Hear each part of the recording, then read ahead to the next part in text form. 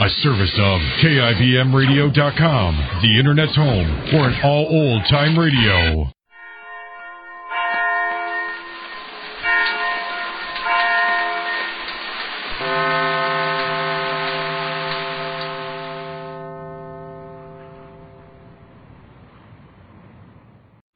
Tired of the everyday grind?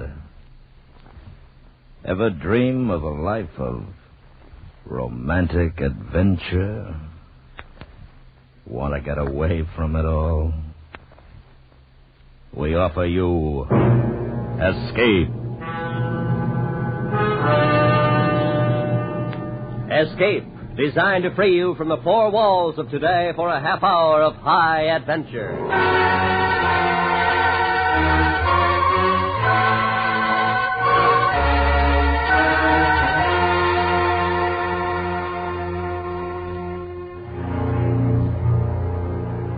You are walking the streets of an Indian city.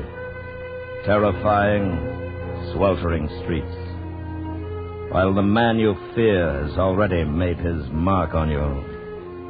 A mark from which there can be no escape. So listen now as Escape brings you James Leal Henderson's frightening story, The Untouchable.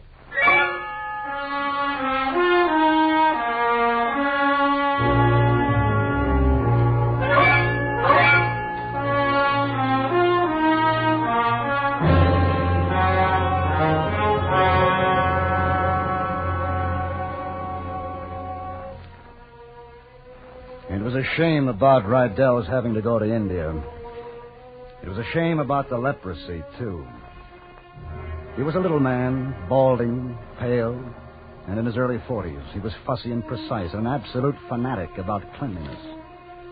So you can see he was the last man on earth to send to India, even with his wife Prudence along to take care of him. Rydell and I were thrown together on a job. We met for the first time in the Hotel Imperial in Delhi. He was a chemical engineer, and I'm a construction engineer. We've been hired separately to look over the possibilities of a chemical plant in India. It was a job I needed badly. I bounced around the globe a lot. Asia's not too bad when you get to know it, but Rydell, well, the poor guy was in misery. He was right out of a Cleveland suburb and terrorized by a germ. We had been in New Delhi a week, and I couldn't move Henry Rydell out of the hotel, even for business.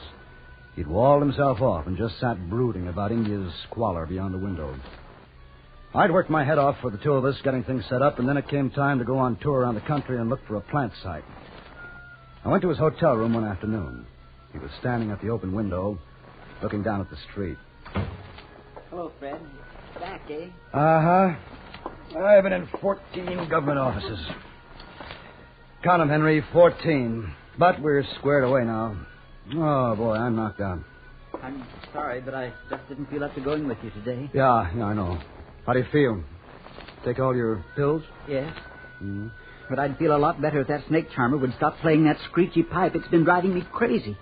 And those cobras being so near. And believe me, Henry, those are the sickest snakes on earth. They wouldn't bite on invitation. Well, why don't you just tell him to go away? He's filthy, Fred. I wouldn't go near him. He doesn't want to dance with you. He wants some money. Well, I'll get rid of him.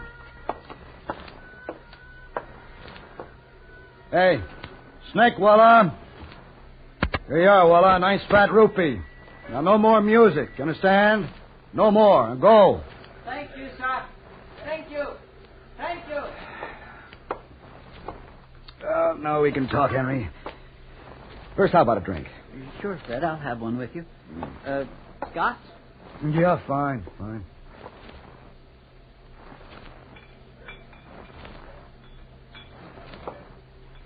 Fred, I'm afraid I've only got one glass left that's been put in boiling water. Just give me a glass, Henry. Any glass will do. You should be more careful. A British fellow was telling me yesterday... Whiskey will kill the germs, if any.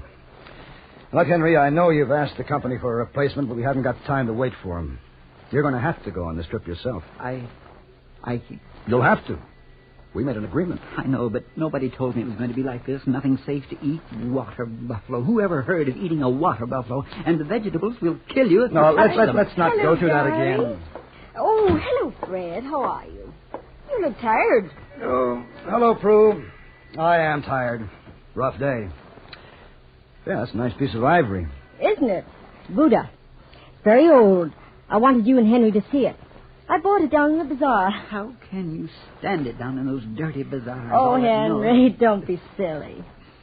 Well, if you two are going... No, I'd like you to stay for a minute, if you will, Prue. I think you ought to hear this. I just told Henry that we can't stall on this trip one day longer, so I've bought 2 tickets for tonight's flight to Bombay. That's going to be our first stop. Tonight? Yeah. I won't do it, Fred. I just can't. Jumping around this terrible country, you can never tell what will happen to you. And what about Prudence? No, Fred, you've got to wait. I just don't feel well at We've got all. a job to do, Henry. Now, pull yourself together. Prue can't come. Accommodations are tight, and we'll probably have to travel around the sticks. It's fairly primitive sometimes, and it just won't work with her along. I'll take good care of you. We'll boil everything. We'll boil a whiskey if you insist. How long do you think it'll be, Fred? Oh, 3 weeks maybe, no longer. 3 weeks? Henry, it'll be all over soon, and we'll be back home. Yes, but Prudence, I just don't feel right about this. I'm afraid. You must go, Henry. Fred's depending on you. We'll be ready, Fred. I'll pack for him.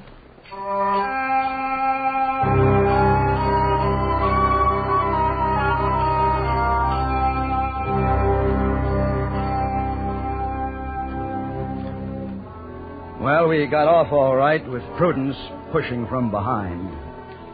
We flew down from Delhi and landed at the Bombay airport at first light. Then we climbed aboard the airline bus for the long ride through town to the Taj Mahal Hotel. Good Lord, it was hot. Vicious. The air was pure steam. You couldn't breathe.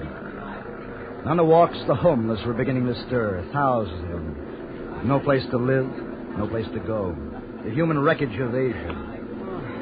It is so hot. Bad. No, it is just before the monsoon.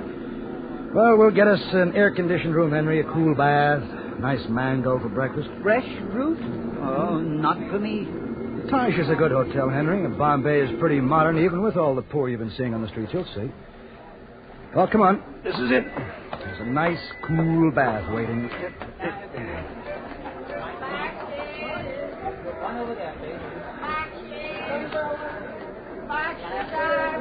Fred, look. What? Oh, yeah. Poor devil. Fred, look at him. What is it? I've never seen anything so horrible. His hands, look. He's a leper, Henry. Come on, he won't hurt you. Fred, don't let him touch me. Don't let him. Come on, Henry. I'm hot and I want to get out of here. Now, come on. Bakshish for a sick man, Saab. Saab. 1 rupee, Saab. Here. Take it easy, Willa. All right, Henry, let's go. Oh, Fred, his hands. They were horrible.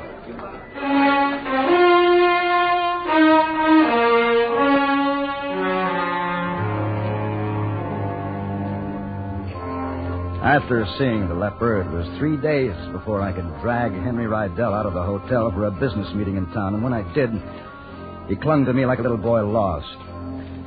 But we did make some headway in our plans, and I felt more cheerful after the meeting. I talked Henry into having dinner in a Chinese restaurant a few blocks from the hotel. The place was spotless.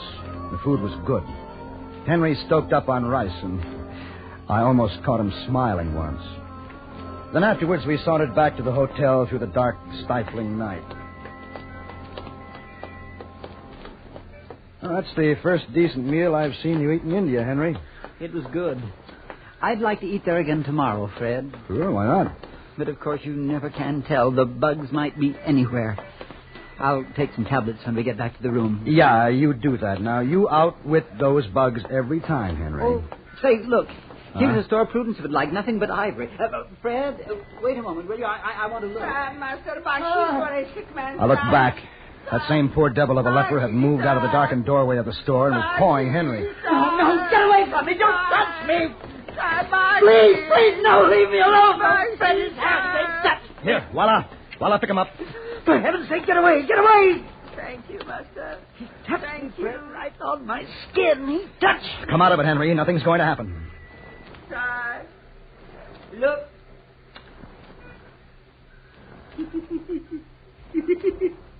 See? Fire, no hurt. Oh. Don't look. Come on, let's get back to the hotel. Fred, his hands.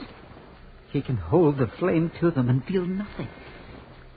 And he touched me with them. He rubbed me on the bare skin on my hands and here, on my arm and wrist. I felt it, Fred. I felt it rubbing into me. Henry, believe me, you don't catch leprosy that way. Now, nothing's going to happen to you. I've got to wash. Right now, I've got to wash.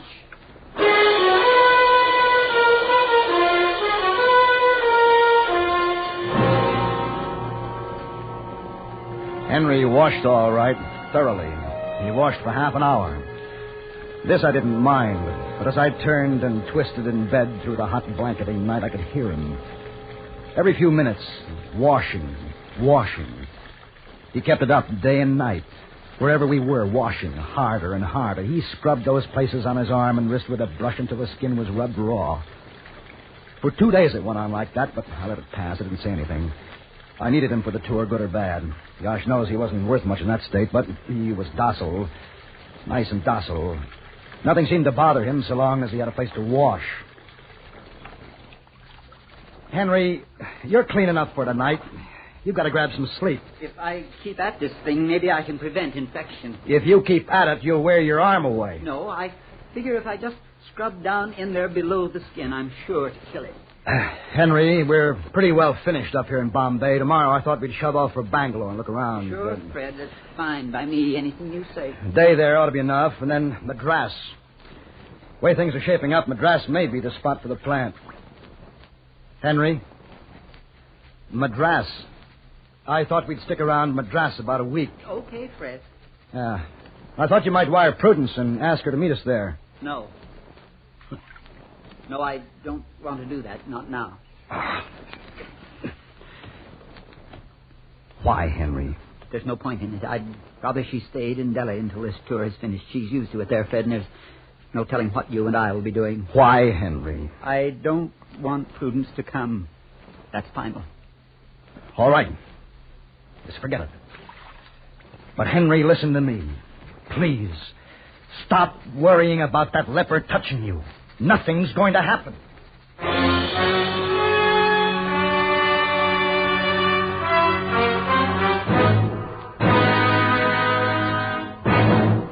We will return to Escape in just a moment. But first, tomorrow night, the Lux Radio Theater brings Joan Fontaine and Charlton Heston to its microphones, co-starring in The President's Lady. It's the true scandal-ridden story of President Andrew Jackson and his wife Rachel, with Joan in the title role and Charlton as Old Hickory. That's on the Lux Radio Theater. The same night, CBS Radio stars Mr. John Hodiak in Suspense's production of Hellfire.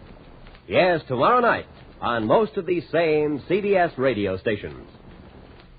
And now, back to Escape.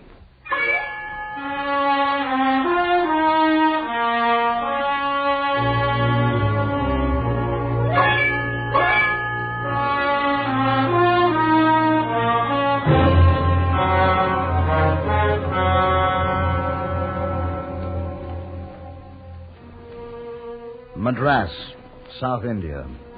A warm, wet wind off the Bay of Bengal. The ceaseless rustle of the cocoa palms outside our hotel. And the inevitable snake charmer with his toneless pipe. I worked hard in Madras. Maybe too hard. I didn't see that Henry was cracking up. Badly. But don't get me wrong. He made good sense. And on the business side, it was perfect. When I said yes, he said yes. Anything I didn't like, Henry didn't like it either. Ideal for me. He had the big reputation from the States which the Indian people wanted, and I ran the show. I was hoping to nail down a deal right there. A day or two more, and we'd be all set.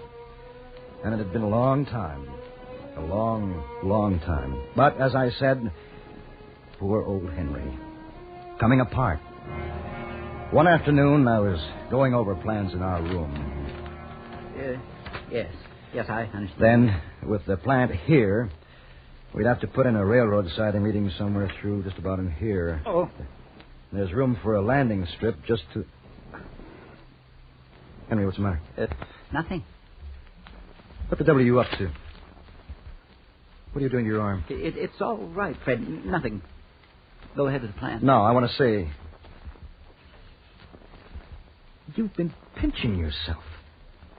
Henry, for heaven's sake. I want to make sure that I can feel it when I pinch myself. Sometimes I don't. Henry, now, sit still and listen to me. And try to get this through your head. You haven't got leprosy. Oh, yes. No, there's not a chance in 1,000,000 or even 10,000,000 that you've got it. Yes, but that man... I know the leper touched you, but the disease is just not that contagious.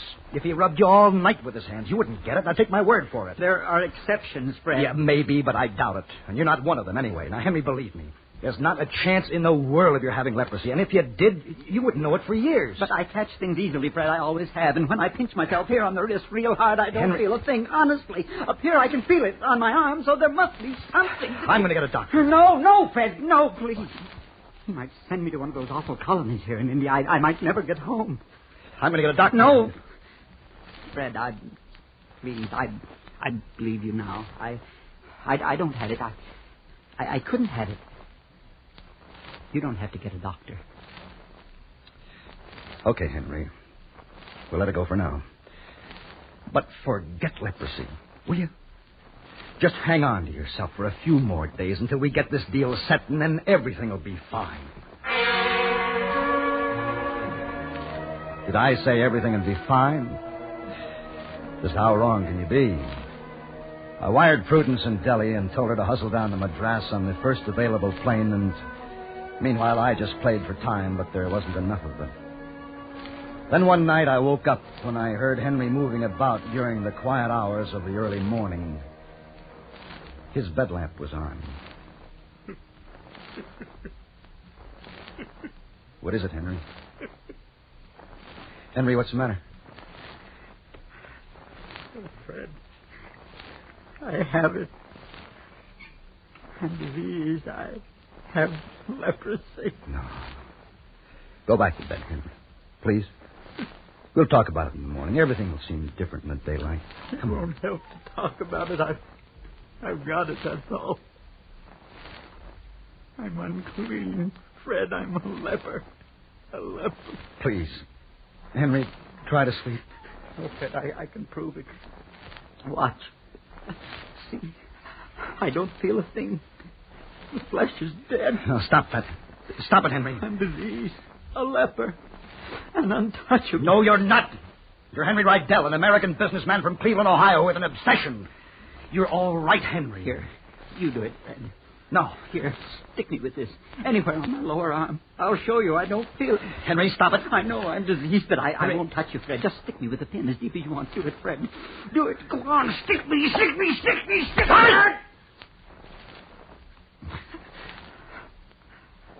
I'm a leper.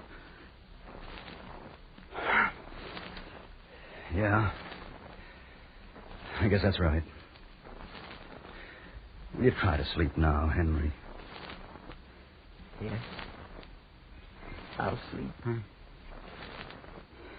I'm tired.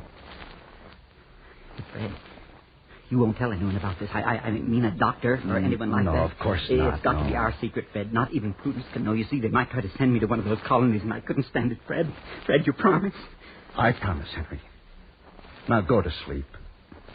When this deal is signed for you, I'll just disappear, Fred. I don't know where yet, but nobody will ever hear from me again.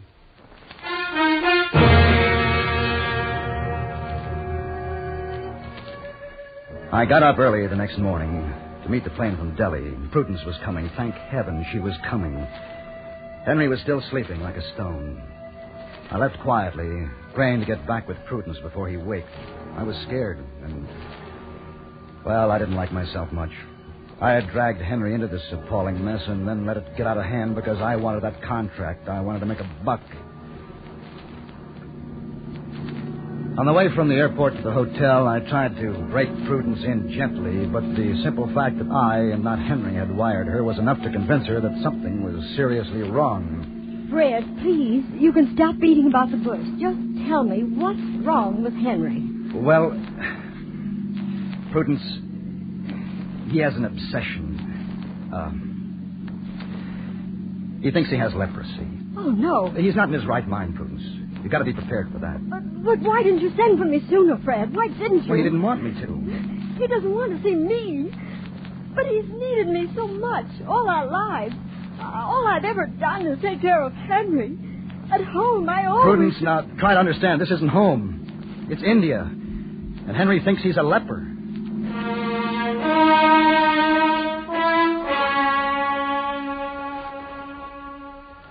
At the hotel, Prudence and I hurried to the room. But the door was locked from the inside. Henry! Henry, open the door! It's Prudence! Henry! Henry, please open the door! I know he's in there. Oh, I want to help you, darling. Please let me in. Please! Prudence, go away. Go back home. No, I want to see you. Please let me in. No use, Prudence. Forget me. I'm unclean. Go back home. Henry! You've got to forget me, Prudence. Don't you see I'm dead? For you, I'm dead. I'm finished. Oh, Henry. Henry Riddell is dead.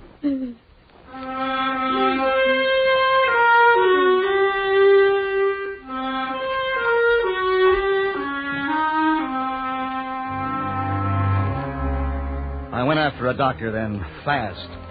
Fortunately, there was one with offices right in the hotel building. Nice-looking young fellow, an Indian, dark and slender, and he wore Indian rather than European clothing. It certainly wasn't very coherent, and a perplexed expression came into his face. But he took up his kit and came along with me. We may have to force our way in, Doctor. So? This is a very strange case, Mr. McAllister? It sure is. Now, here we are. Anything happen, Prudence? No, he won't even answer me anymore. Henry! Henry! Well...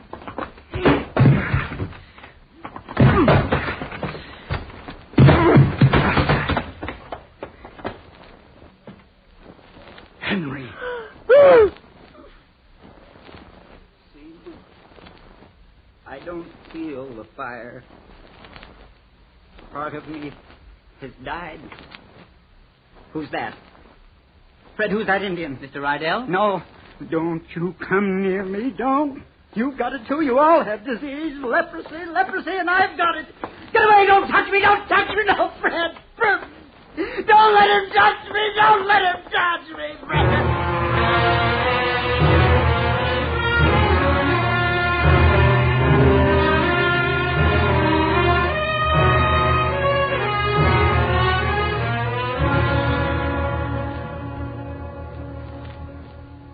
That was it.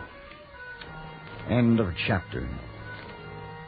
Dr. Pedaswamy shot him full of drugs, knocked him out. A few days later, Henry Rydell left India by plane and on a stretcher. Tied down, too. But Prudence was along to take care of him. As for me, tough. I lost the contract. Deserved to, I guess. The way I treated Henry, dragging him around India in that condition. End of chapter, but not quite the end of the story. I knocked around Asia for months after that, and all the time I wondered how poor old Henry came out. But never a word. Then one day I found myself back in the States again, in Cleveland, as a matter of fact. I went out to see what had happened to him. Henry was not in a leper colony, or even an insane asylum. Henry was in front of his own house, raking leaves. He looked older, but otherwise fit enough. Funny thing, though, I said hello, and he said hello, and then he said... I have to go in now. But Henry, no, wait a moment. Yes? Well, I just want to tell you that I'm glad you're well again. You don't know how glad. It's a load off my mind. Henry, you remember me, don't you? Fred McAllister. Yes? I remember you. How's Prudence? Prudence is in good health, thank you. Fine. Happy to hear it. Well, aren't you going to... Oh. What's the matter? Nothing. I'm all right.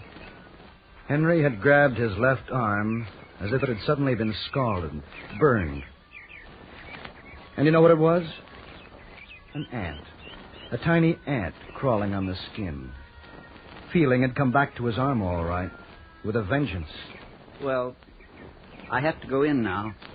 Goodbye, Fred. Bye, Henry. I'm glad to see you home again.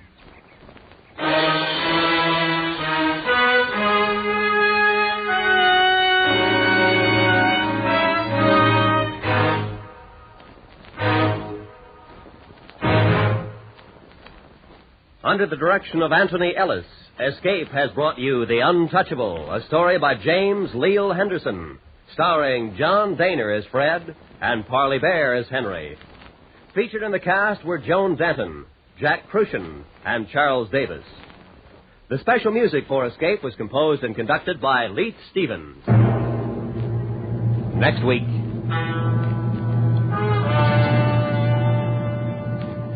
You are in your house, surrounded by all that is secure and normal. While outside, your children are playing a new and wonderful game, the result of which will mean for you a fate from which there is no escape. So listen next week when Escape will bring you Ray Bradbury's terrifying story, 0 Hour.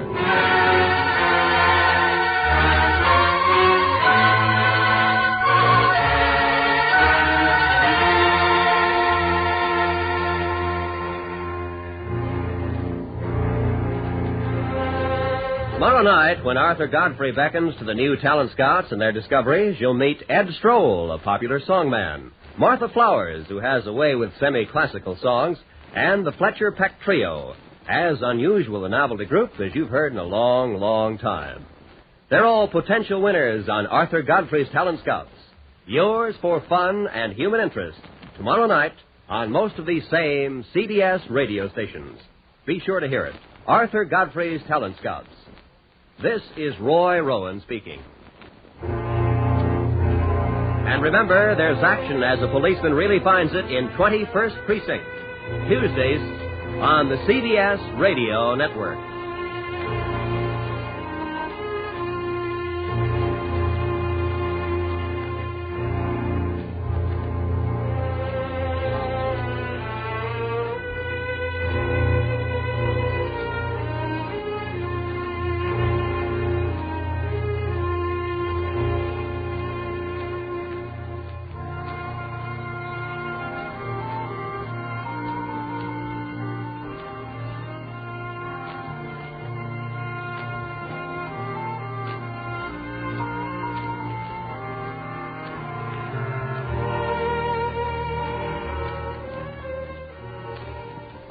Tired of the everyday grind? Ever dream of a life of romantic adventure? Want to get away from it all?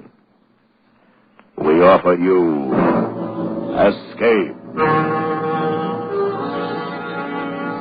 Escape, designed to free you from the four walls of today for a half hour of high adventure.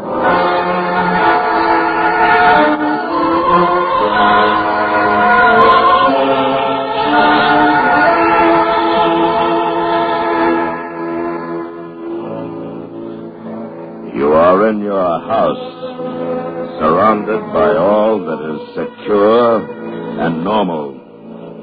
While outside, your children are playing a new and wonderful game. Oh, thanks. Thanks a lot.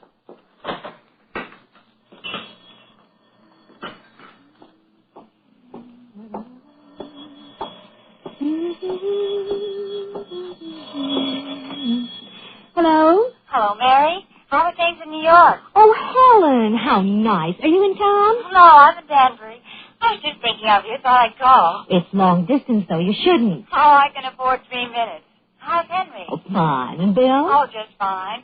Well, what about me? Oh, wonderful. Noisier than ever. She's got a new game now. It's taken the place of hopscotch. Invasion. Is she playing that, too? Yes. Are yours? Same thing. Some kind of geometric jacks, I suppose. Isn't it a scream? All the kids their age are playing it up here. Jimmy's got a crush on some guy named Drill. I think that's what it is. Well, it must be a new password. Mine likes him, too. I didn't know it got to New York. Word of mouth, I suppose. You know, kids. Funniest thing, I got a letter from my sister in Boston. She says her kids are playing it, too. It's sweeping the country. I wonder where they learned it. Don't ask me. All I know is what Timmy told me at lunch. 0 hours at 5 o'clock. When? Today. That's when the invasion's going to be. These kids and their imaginations.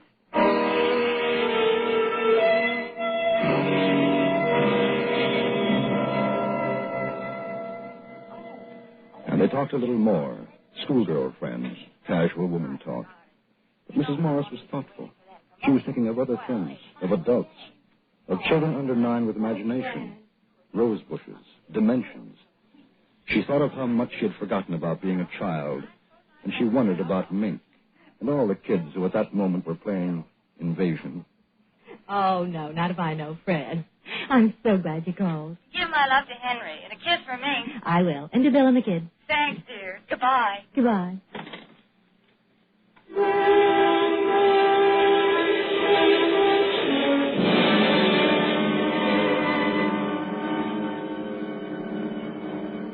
An hour drowsed by. It was 3 o'clock. There was an occasional hum inside the coolness of the house as a car passed outside. The street was lined with good, green, and peaceful trees. And all across the city, in other gardens and other places, children under 9 were excitedly playing a game, talking to rose bushes and grass lawns, trees and shrubs. Even children in apartment houses high in the air, conferring with potted plants, cactus, and ivy. Mrs. Morris finished the vacuuming and went to the kitchen.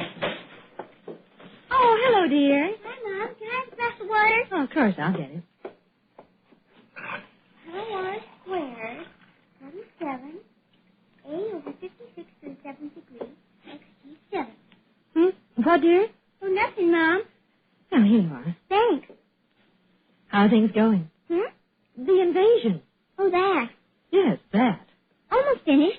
When everything's right, Bill said we should be ready on time. 5 o'clock. That's right. How did you know? Well, Helen called me from Danbury. She says Timmy's playing it, too. Hey, that's keen.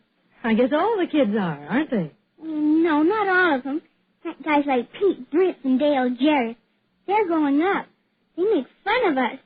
They're even worse than parents. They just won't believe in drill. They're so smart just because they're growing up. You'd think they know better. They were little only a couple of years ago. Well, we're going to get rid of them first. Drill says it's okay to kill them first. Now, wait a minute. I don't like that kind of talk, Mink. You hear me? I don't like it at all. Oh, Mom. I mean it. We'll keep on that way, and there's no more playing. You'll have to tell Anna to go home, and you'll stay inside until bedtime. I'm sorry. Well, I should think so. Thanks for the water, Mom. Mink, Uh-huh. what did those numbers mean? What numbers? Those numbers you were saying to yourself before. Oh, that? Well, there's just things that we have to do to get Drill and his friends out. That's all. Look, dear, why don't you and Anna go down to the drugstore and get some ice cream, huh? You don't have to use your allowance. I'll pay for it. Haven't got time, Mom. Well, I'd never believe I'd hear you say that. I gotta go now, Mom. Oh, wait a minute. Mink, I want you to tell me the truth. What is this invasion silliness? It isn't silly. It's just a game. That's all. We're just playing at invasion. Excuse me, I gotta get back now. I'll see you later.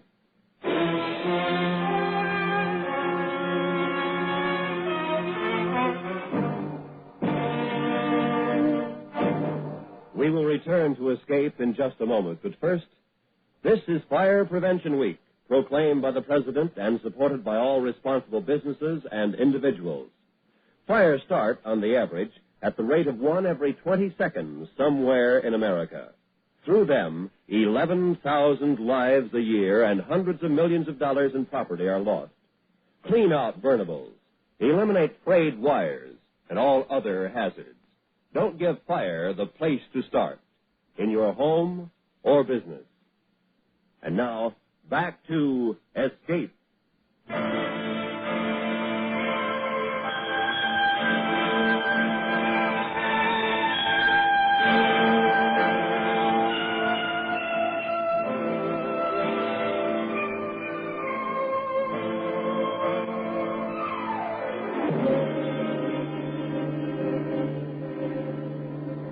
It was a game called Invasion. Mrs. Morris's little girl, Mink, was playing it. So was Mink's friend Anna and all the other children under 9. It was called Invasion, and 0 hour was to be at 5 o'clock.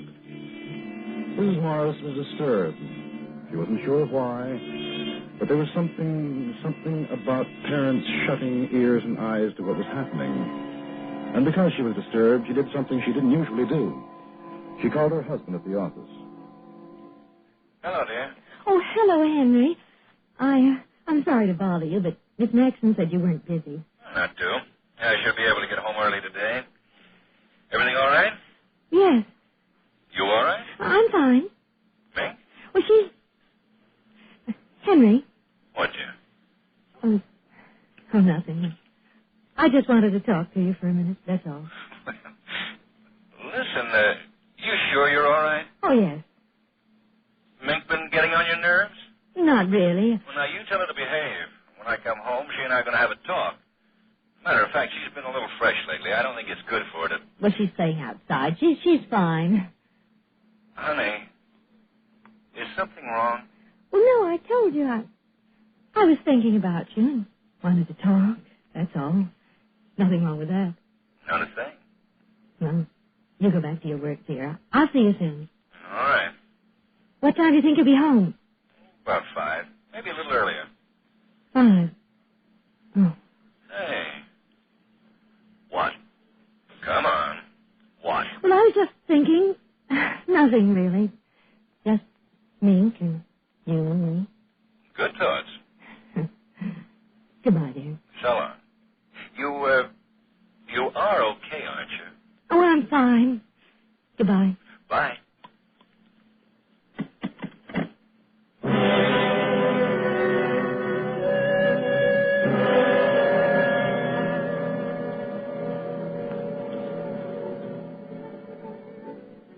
Another hour passed, and it was 4:30.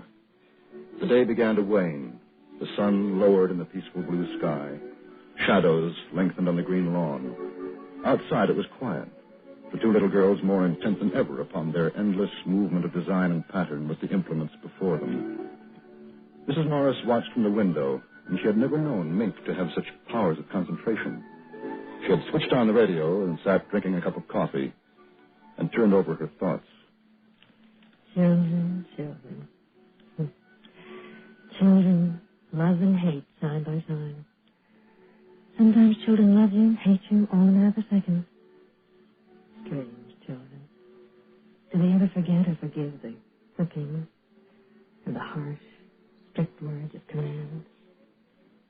I wonder. How can you forget or forgive those over and above you? Those tall, silly dictators. Those parents. Mom! Oh, what is it, dear? Have we got a piece of lead pipe and a hammer? Well, I don't know. They might be in the garage. What do you want them for? Oh, we just need them. Well, if you tell me, I can I find can get them. Thanks, Mom. Is something wrong? Real stuck halfway. If we could get them all the way through, it'd be easier. And all the others would come through after us. Well, can I help? Thanks, Mom. I can fix it. You better get through, Mink. I want you to take your bath before your father comes home. All right. He's coming home early. And Mink! Mink had disappeared behind the shrubs, and Mrs. Morris knew it was ridiculous to make an issue of it. Besides, what was the issue? Invasion? Drill? 0 hour? Unaccountably, a cool breeze came up, and although normally, for that time of year, it would have been a relief, Mrs. Morris felt a chill. She closed the window.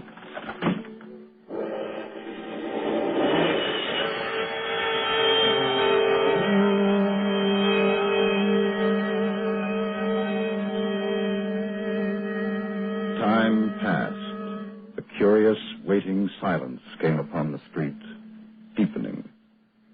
Then from the living room, Mrs. Morris heard...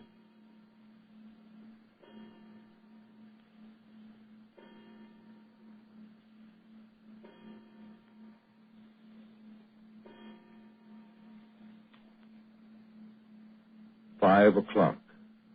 0 hour. 0 hour. It had come, and now it had gone.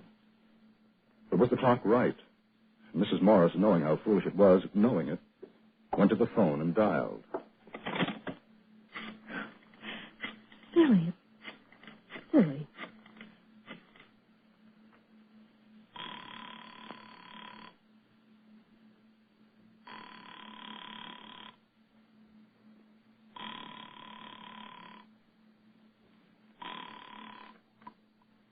When you hear the tone, the time will be exactly 4:54 and 20 seconds.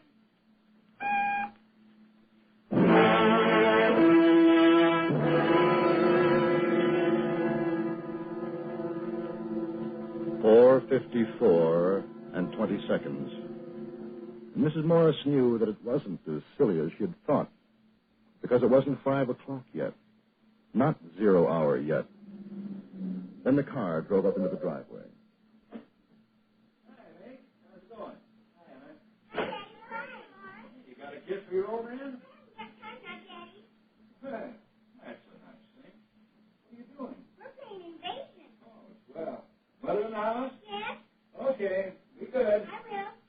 0 hour in a few minutes, Daddy. All right, I'll be ready. Mrs. Morris heard him chuckle, and his steps up the walk to the front door.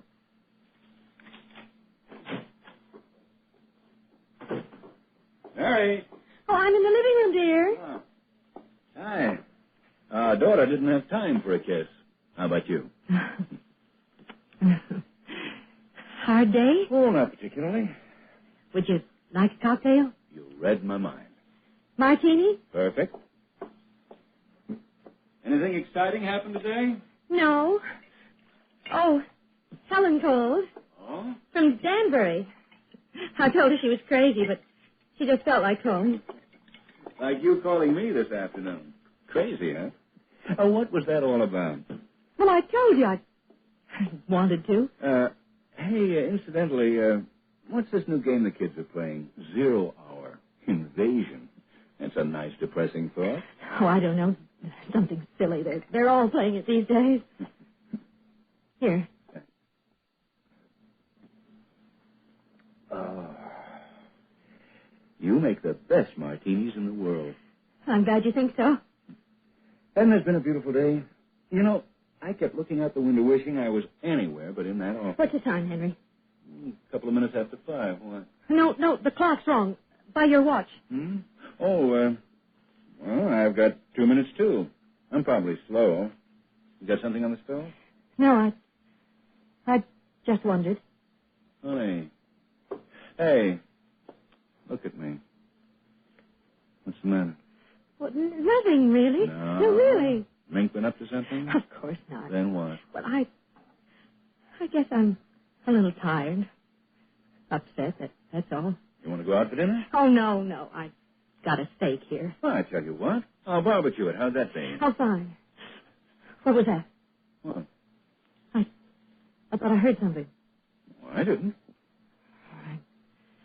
I must have been imagining it. Hey, you are jumpy. Why'd you have a drink? Do you just... No, I don't want one. What's the time? Mary, what is this? Well, I mean it. Something's wrong. No, I want to know. It's silly. It's so silly. I'm on edge. That's Mary? all. I am. I don't like it. That kid's done something, hasn't she? I'm going to get her in. Oh, no, Henry, please, don't. She hasn't. It's nothing at all. What's that? I don't know. Well, those kids haven't got anything dangerous out there, have they? I noticed a lot of junk lying around. No. Nothing dangerous. Just things, you know. Nothing electrical? Well, no, I'm sure not. Oh. What the devil? Well, maybe you better go out and tell them to stop playing now. It's after 5. You tell me to put off the invasion until tomorrow. Tell me that... It's coming from outside. So what are they up to? I better take a look. Mink? Good Lord. Bombs! They're bombing! Oh, no, it's upstairs. I know it is. In the attic, that's where it is. Mary!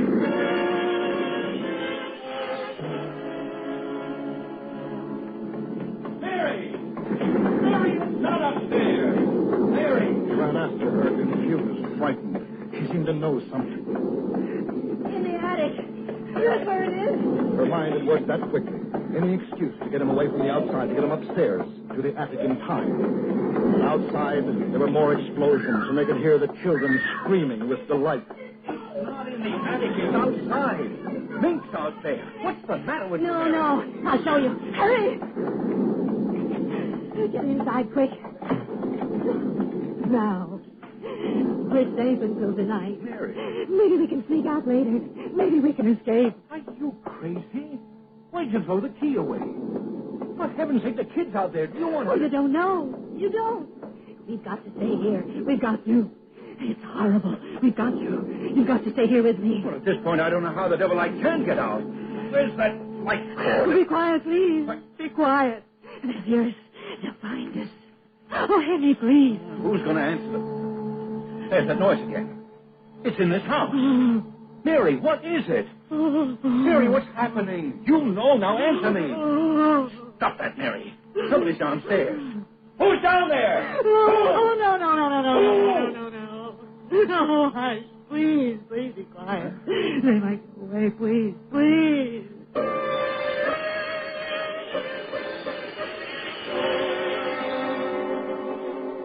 And between his wife's terror and the electric humming from below, Mr. Morris felt a great fear. They trembled together in silence in the attic, Mr. and Mrs. Morris, parents of a little girl. Then they heard steps coming up the stairs, and a voice. Mom, Dad, where are you? And a queer, cold light became visible under the door crack. A strange odor. And the alien sound of eagerness in Mink's voice was almost more than they could bear. Each wanted to scream. Mom, Dad. And another sound. And the attic door lock melted.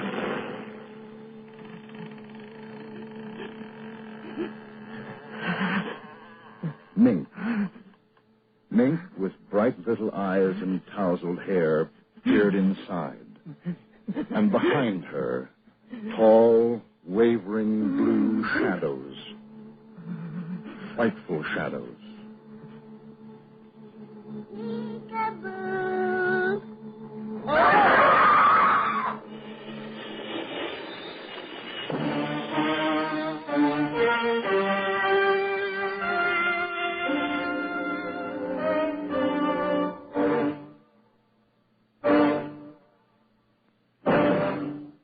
Zero Hour by Ray Bradbury. Direction and adaptation of the story were by Anthony Ellis.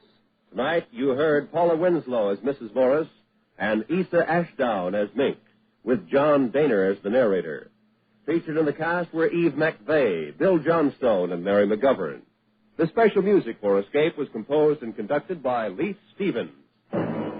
Next week... You are together in a room, you and the one you love, the objects of an experiment, while the man who has dared you to undergo his test is waiting for the moment when you break, and in your defeat, find that there is no escape.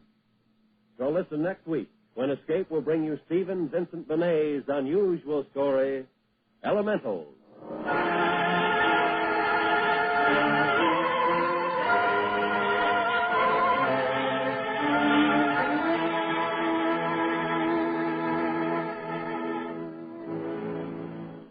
Transcribed. Tired of the everyday grind? Ever dream of a life of romantic adventure? Want to get away from it all? We offer you Escape. Escape, brought to you tonight by Plymouth, with exciting news about a $25,000 contest and a brand new 54 high-style Plymouth coming Thursday.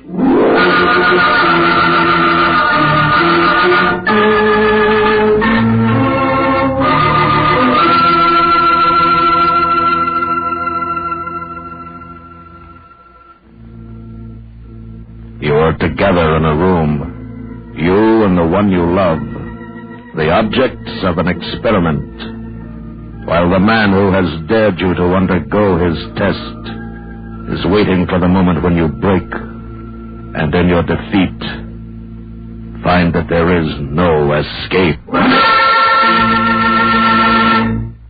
This is the week. Thursday's the day the brand new 54 high-style Plymouth makes its debut. And what a car. Big, bright, beautiful. Longer this year with a sleek, low, wide look. And a new kind of beauty to set everyone talking, everyone exclaiming about Plymouth's luxurious high style. Never before in the low-price field have you seen such elegance in the appointments of a car. Such fabulous fabrics and choice of color combinations. Such unusual attention to detail. It's high style, all right. Exclusive in the new 1954 Plymouth. And remember, Thursday's the day to see the new Plymouth and also to enter the big Plymouth contest. $25,000 in prizes, including 6 handsome new 54 Plymouths. We'll tell you more about this exciting contest later in the show. Meanwhile, remember, Thursday's the day to visit your Plymouth dealer for a first-hand look at the big, bright, beautiful new 54 Plymouth. Listen now as Escape brings you Stephen Vincent Benet's unusual story, Elementals.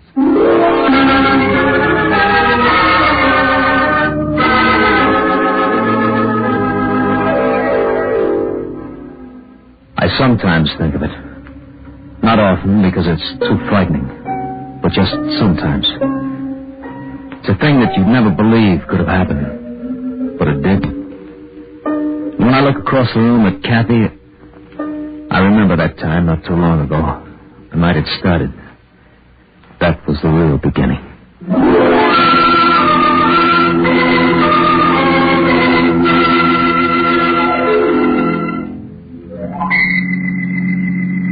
It was a slow night. I kept cruising around looking for a fare and thinking. Driving a cab, well, it hadn't been too bad. But there was Kathy. We were engaged, wanted to be married, and money was a pretty big problem. Then I saw the two men standing under the marquee of the Broadway Theater. Now that was something more practical to think about. A fare.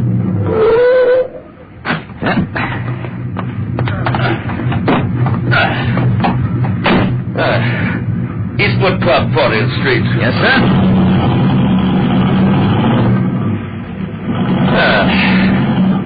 Well, Gaines, what did you think of the play? I found it very moving. Did you really? Sentimental dribble. May I quote for you? When it comes to the invisible power that rules life itself, we find that it is, as always, love. The love of a man for a woman. Well, what's so funny about that? It's not funny, it's pathetic. Love. It comes in a poor last in running the inhabitants of this planet, I can assure you. Well, what do you think comes in first? The elementals. Fear, hunger, and hate. Oh, I don't believe that. You can't face it, you mean? Nonsense. Logic should tell you that I know what I'm talking about. The greatest accomplishments, all of the world's progress is in one way or another brought about through hate, struggle, killing. Certainly not love. You're wrong.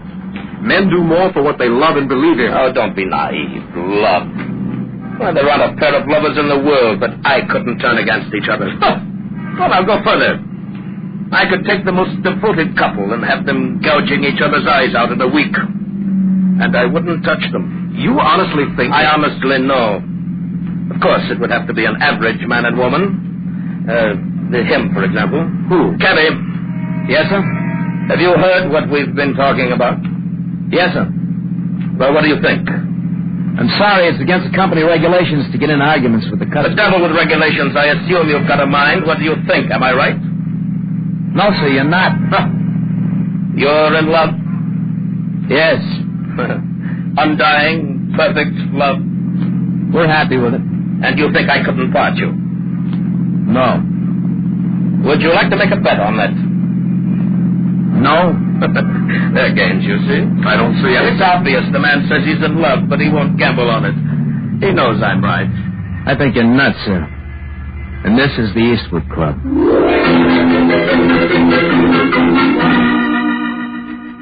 I'll say this for him. He gave me $1 tip. And I'll say something else for him. He didn't belong in this century. That's what I told Kathy when I got off. And then we forgot about it. Until one evening a week later when I got a call at the garage. Mr. Davis Latimer? Speaking. How do you do, Mr. Latimer? This is John Slick. You do remember. You drove me to the Eastwood Club last week. We had a slight discussion about love. Yeah, I remember all right. How did you get my name? I took the trouble of noting down your cab number and checking with your company. I see. Well, what can I do for you, Mr. Slake? I'm on my way out to work and Well, Mr. Latimer, I shall come immediately to the point then. I'm a rich man, Latimer, and I'd like to make you an offer. One you won't wish to turn down. What kind of an offer? Well, I'd rather discuss that in person. Will Sunday afternoon be convenient? What kind of an offer? Oh, you're suspicious, Mr. Latimer. Yeah, that's right. Very well. My offer has to do with money. Money for you. A good deal of it. And I assure you that you will have to do nothing which will in any way compromise your high moral principles. Look, mister, this is your idea of... I'm extremely serious. If you will call at my house on Sunday afternoon, you will find it to your advantage. However, there is one point. I wish you to bring your young lady with you. I don't know. Think it over, Mr. Latimer. I'm sure you're a sensible man, and believe me, my offer is no joke. My address is 490 Park. You will think it over, won't you?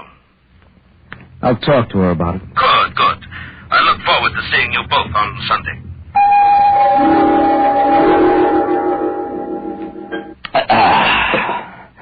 Now, Miss Vane, Mr. Latimer, to business. My offer.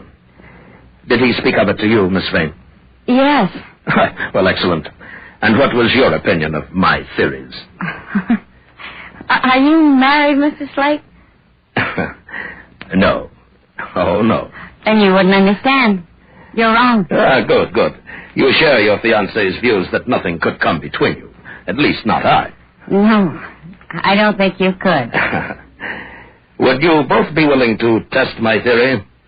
Let us say, pit your love against one of my brute elementals. What kind of test? A test by hunger. Hunger, Mr. Latimer. That's your offer? Only part of it. The part that I feel might interest you is the remuneration. There will be a certified check of $10,000 waiting for you if your love proves stronger than my hunger. How do we prove that? You will be without food of any kind for 10 days. At the end of that time, a piece of bread will be thrown between you. If you're still in love with each other, you'll of course share the bread between you. If, however, you're in the grips of my elemental, hunger, you'll fight over the stale crust like two beasts. That's silly. We wouldn't. No two people in love would. That's what love is. Well, perhaps you're right, but I'd like to be convinced. Look, are you serious about this?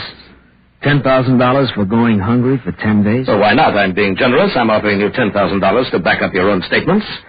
And I'll even cut the time down from 10 days to 7.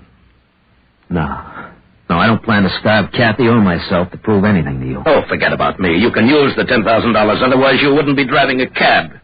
You and Miss Vane could be married immediately instead of penny-pinching your way through years of endless drudgery to save up enough money. Yeah. Thanks for the drinks, Mr. Slate. We'll be going... No, wait a minute. He's right, David. What do you mean he's right? He is. We haven't got anything to lose. $10,000. And if that's all we have to do... I give you my word. Why not? We love each other, don't we? Well, sure we do. All right. Let's do it. Look, I'd have to quit my job. I'll make it up to you, Mr. Latimer. I'll double your salary. Triple it. Even if you lose our wager. Oh, Kathy. Yes. I'm not afraid. Okay. You're on, Mr. Slake.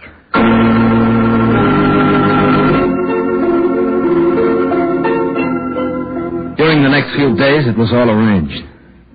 The experiment was to run from Monday through Sunday midnight. Kathy and I were put in a large room in the upper story of Slake's mansion. We were always visible through large glass doors. There was an iron cot and mattress at each end of the room, a table, some chairs, and that was about all. At 12:01 Monday morning to the minute, Slake came in to issue his last instructions as our 7 days of starvation began. I have provided you with sanitary facilities on all the running water you want. However, I'm afraid you must do without soap or toothpaste. Unfortunately, they are edible. My apologies, Miss Vane. Lipstick and rouge are also forbidden for the same reason. What about reading? Books, magazines? I'm afraid not. You would find the pages too tasty to resist as time passed. The same applies for pencil and paper. Any other questions? No, I guess not. Very well. You understand that no matter how you beg, plead, scream, or cry out, you will not be given food for the next 168 hours. Is that clear? Yeah, it's clear. Well, I wish you luck, then.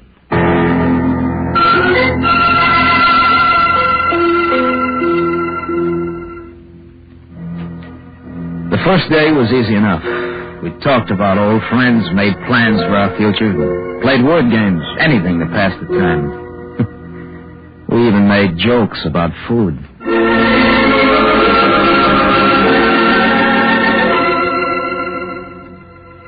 The hunger pangs didn't come until the middle of the second day. They came in suddenly with the sharpness of iron teeth, biting hard into your stomach and letting go, then biting again. Both of us felt it. Are you all right, Dave? Yeah, you? Oh, of course. You're not sorry we started this thing? No, of course not. $10,000, I can take it for a week if you can. A week? That's not long, is it? Besides, it's only 6 days now. As the day wore on, the hunger pains grew worse. The iron teeth jabbed into my stomach harder and harder. And in between, all I could think of was food. Winter breakfast in the country, hotcakes, golden, puffy, a huge warm pile of them browned in yellow syrup, roast beef, thick slices, real thick, and rare. Then that evening, the Slake, who was always there watching behind the glass doors, stopped in on us. He seemed to read my mind. Everything perfectly all right, I suppose, Mr. Latimer? Miss Vane? Yeah, everything is fine, Mr. Slake. Ah, charming. You are admirable guests, indeed. You make so little demands on one's hospitality. You know, I wished for you at dinner this evening. I really wished for you. Did you, Mr. Slake? Yes. The bisque had a trifle too much whipped cream for my taste, but the fish... Well, the fish was perfection. Baked bluefish, you know. And the roast... Cut it out! Oh? Oh, forgive me. I didn't realize my elemental had already begun to touch you. Don't worry. You're not going to win. Perhaps not. But a similar test was attempted in the 16th century by a Prince Alessandro on a devoted couple in his court. The results were most interesting. Yeah, I'll bet. Yes, really. They tore at each other's flesh. Tangled themselves into such a horrible knot that Alessandro's men could hardly get them apart. That's how strong their love was, Mr. Latimer.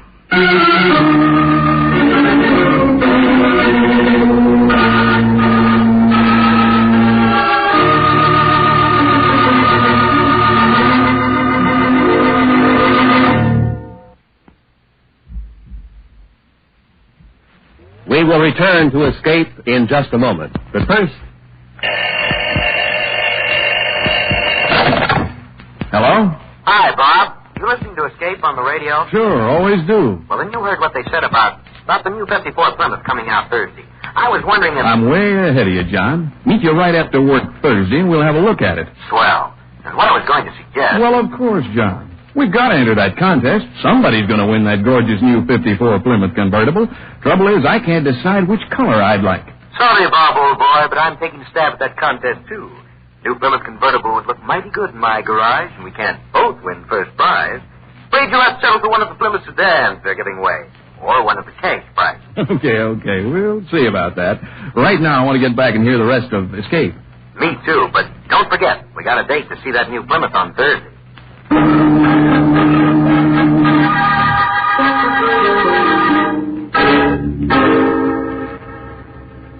On the third day, the hunger pangs were no longer sharp jabs. Now it was a constant, violent, gnawing, nibbling feeling inside. It was a pulling ache deep in my head as if someone were jerking my brain from its socket with an ice hook. I know she was feeling just as badly. We tried to talk to each other, but we'd already said everything there was to say 5 times over. She tried to cheer me up, but her voice suddenly had a whine to it that was driving me out of my mind. Everything was driving me mad. I couldn't think straight anymore. Dave? What? Tell me about that time you ran away from home. You've heard it 100 times. I'd like to hear it again. You're a liar. Dave, don't. Shut up. Well, we've got to do something, Davey. I thought if we... Look, why don't we count the bluebirds on the wallpaper? You know, I found a new way of counting them. If I start from the side, I can get 22 bluebirds to each row instead of 21. I don't want to count bluebirds. You must. Stop whining. I know. Mark off the room. That's fun. I've marked it off 1,000,000 times. 1,000,000 times. You want to know the figures? Yes. Tell me the figures.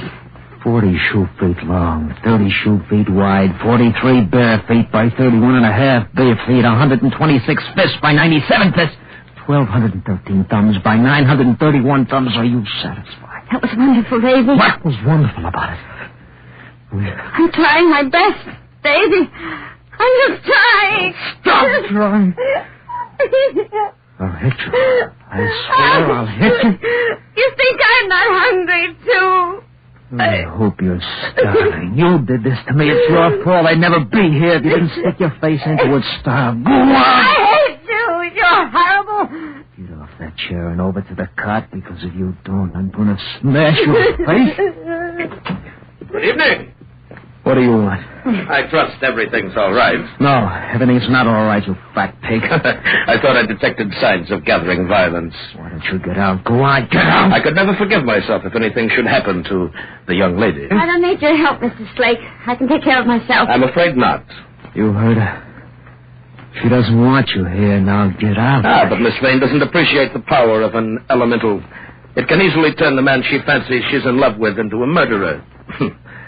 That's why I believe I'll sit down and stay a while. Oh, Jacques? Jacques.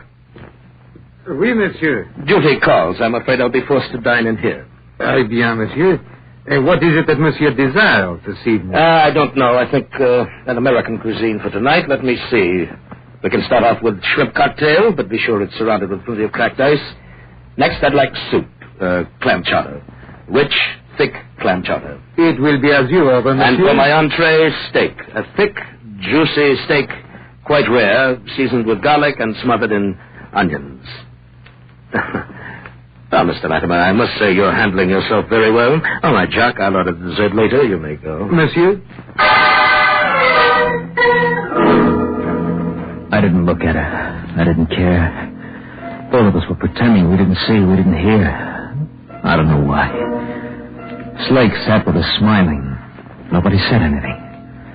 I watched Jacques leave and come back a while later with a tray bulging with food. I felt myself shivering inside, but I still didn't say anything. I waited until Jacques set the tray down on the table in front of Slake. Oh, the steak is tender tonight, monsieur. Excellent, excellent. I find myself with quite a vigorous appetite.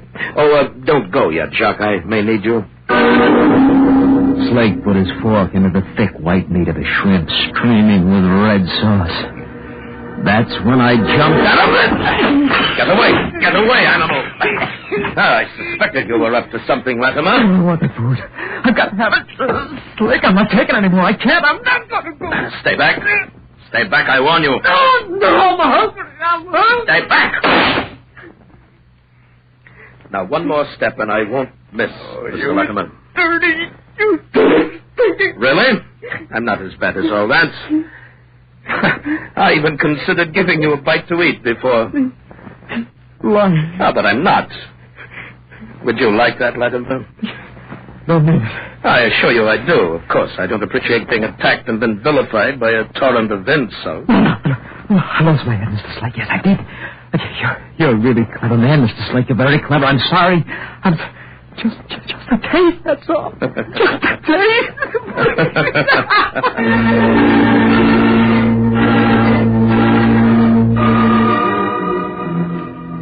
I don't remember how long I cried.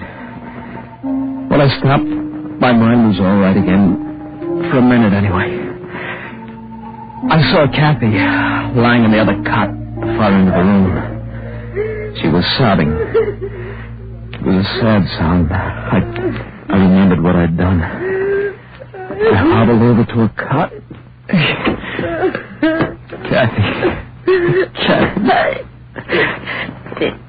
Don't hurt me. Don't hurt me. I don't want to hurt you, darling. You're not angry, Dave? I didn't know what I was saying before. I can't be angry with you, darling. I love you. Dave. I'm sorry. I'm hungry.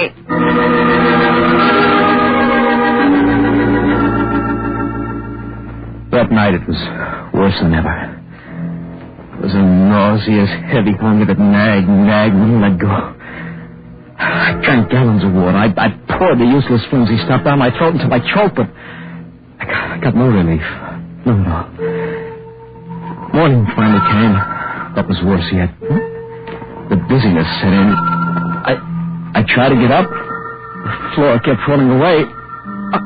I had rubber legs. I found myself getting angry at a crease in the carpet at my untied shoelace. I managed to get to one of the chairs in the center of the room. I can't tell you what for. Then I saw Kathy coming toward me, crawling on all fours. Dad? Yes. What is it? Help me up. I want to sit in the chair. All right. You made me fall. I'm sorry. Sorry. What good does that do? Stay away from me. What is it? Stay away. Dave. Stop. Cry. Go ahead. Cry. You're ugly. No. You're ugly. You're like a stinking dirty old mop. I hate this. All your fault. No. Don't talk to me that way Hey, now. get away from me. I can't stand the sight of you. You make me sick. Get away. Starve to death. Hear me. I hope to starve. Starve. Die.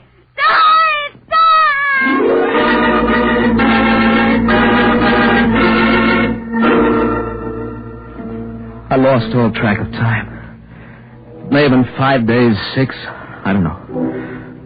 I heard strange sounds that were part of me but seemed to come from outside as well. I also remember crawling. There was a squawking voice that came from my chest but didn't sound like me. It kept talking to itself. I had more cream. Yes, sugar too. And potato peas, lots of potato. French fry. Lamb chops today, steak tomorrow. Bacon, well done. I'm hungry. You want to be horsewhipped for this, Slake? I don't want any sermons, Gaines. Are you ready to witness the test? Yes. Let's get it over with, for heaven's sakes. All right. Now watch. All right, get up. There, between you. The food is there on the floor. Get up! I saw it. The bread on the floor. A tiny dot, far out in space. Painfully, I slid down from the couch. On all fours, I slowly pushed forward. I noticed a woman on the other side of the room, lying on her cot staring at me and at the bread. She tried to get up, but couldn't. I wondered who the strange, skinny woman was. I finally reached the bread. I touched it shyly. It was soft. I shivered as my hand closed around it. Dave. Woman again. Dave. I wondered whose name she was calling. Didn't really matter, though. I picked up a slice of bread and sniffed it. Darling, did you hear me? Darling, Kathy. I started to put the bread clumsily into my mouth. Darling, I'm so hungry. That was Kathy. Catherine, the girl I was going to marry. And she was hungry. So there was to it. I started crossing miles of carpet.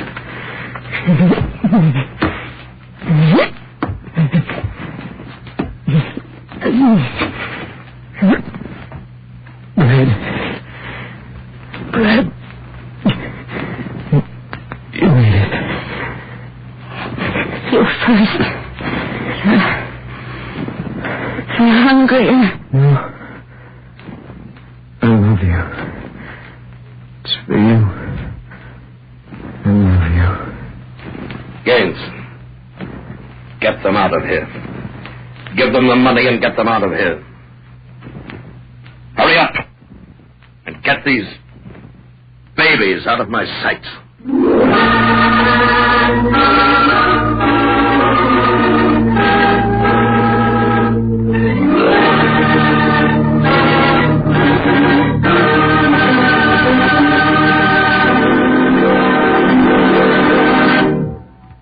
Would you like to win a brand new 1954 high-style Plymouth convertible? Well, then be sure to enter the big Plymouth contest that starts this Thursday.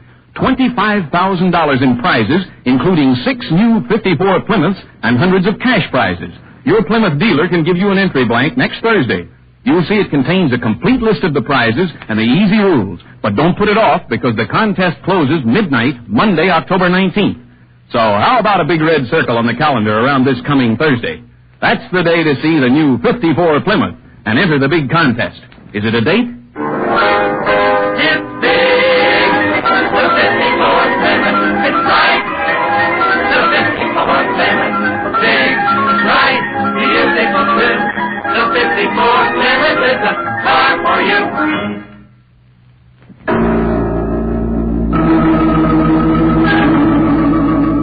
Under the direction of Anthony Ellis, Escape has brought you Elementals, the story by Stephen Vincent Benet, adapted for radio by Meyer Dolinsky, starring Tony Barrett as Dave Latimer, William Conrad as John Slake, and Georgia Ellis as Catherine Vane. Featured in the cast were Ben Wright and Byron Kane. The special music for Escape was composed and conducted by Rex Corey. This is Roy Rowan speaking.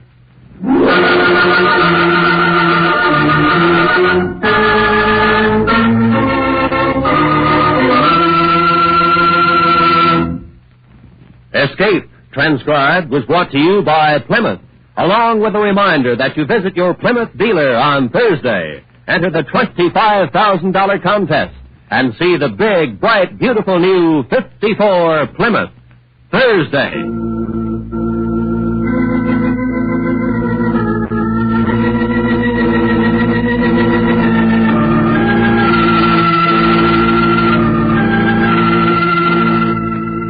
This is the CBS Radio Network.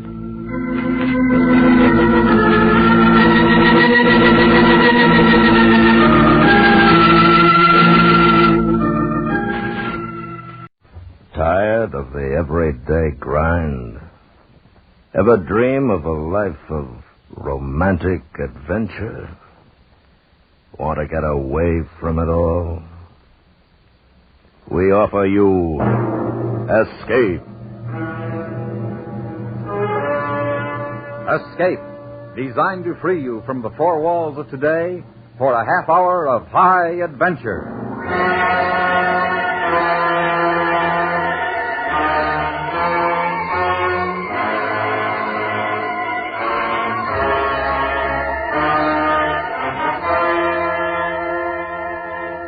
You are on an island in the South Pacific, a fortune within your reach, yet standing between you and freedom, keeping you a captive and a slave, is a giant of a man, and the most beautiful woman you've ever seen. Listen now as Escape brings you John Russell's great story, The Bird of Paradise.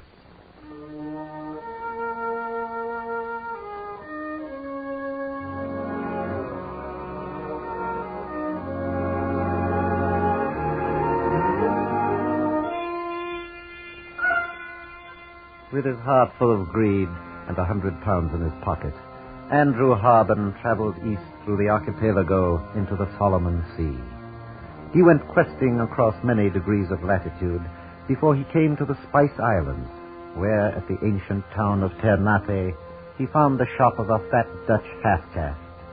There he was shown into a room that flamed with color, as if all the rainbows of the seas had been trapped and graded and hung up for sale. These were the skins of the birds of paradise, the shyest and rarest of all creatures. Dutchman. Yeah? Which is the prize bird of this lot? All are very scarce. I didn't ask that. I asked which is the scarcest. I will make you a bargain on any of them. No, you won't. I'll make you a bargain. You do not understand. It's not your price to sell I want, but to buy. You have birds for me to buy? Not yet, but I will have.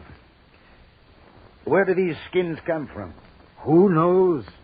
From island tribes to the east somewhere. Sea gypsies trade them from coast to coast until they finally arrive near enough to Ternate for me to buy. There'll be no middlemen with me. I'll go direct to the islands. Maybe you might kill 5, 6 natives before they cut off your head.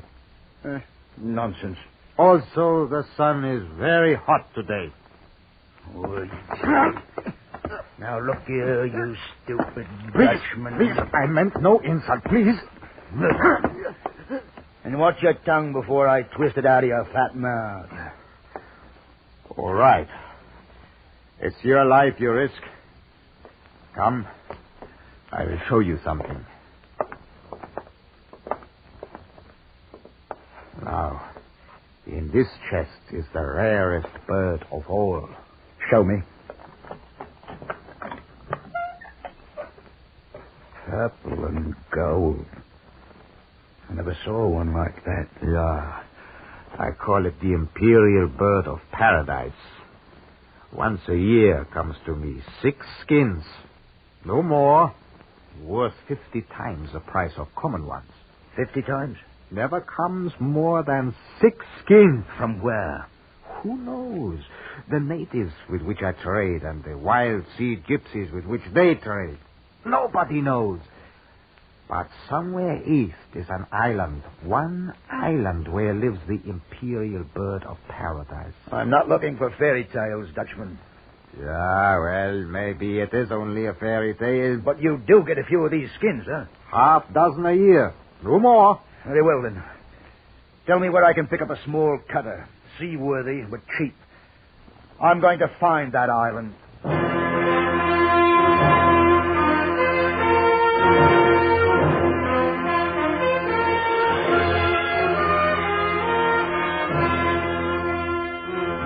The Solomon Sea is sprinkled with thousands of tiny islands, one very much like another, and all equally wild and uncharted. And very soon after sailing from Ternate, Andrew Harbin could not have told his whereabouts on a map within the dab of his thumb. For 3 months he wandered fruitlessly through the sea and touched upon island after island. Then, as he was about to give up, he fell ill with a fever, and when a howling gale smashed his vessel on a reef one night, he was cast ashore, dazed, and scarcely caring where he had landed. When morning came, it wasn't the sun that woke him, but a huge monster of a man with cold blue eyes and a thick red beard.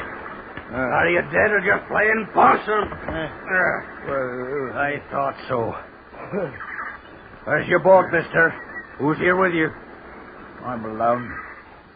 My boat's wrecked. Trying to land it in a storm? What kind of a sailor are you? I'm not a sailor. Well, what might you be, then? A trader. A businessman. That's a lie. There's no white traders among these islands, never have been. Well, I'm not exactly a trader. I'm looking for something. Maybe you can help me. After I get a little food and rest. We'll see about that when you tell me what you're looking for. I'm looking for an island. Oh, you are, eh? Well, you're on an island. My island. Your island? Who are you, anyway? I'm Jim O'Ryan. Late second mate of the schooner Mary Friend wrecked to that reef out there December 19th, 3 years ago. And you're nothing but a sneaking trespasser. I know what you're looking for. No, I came in peace, Orion. I don't want your island. Yes, you do. You're one of them fortune hunters is what you are. I tell you, mister, I've been expecting one of your kind. I've been waiting for you. Waiting?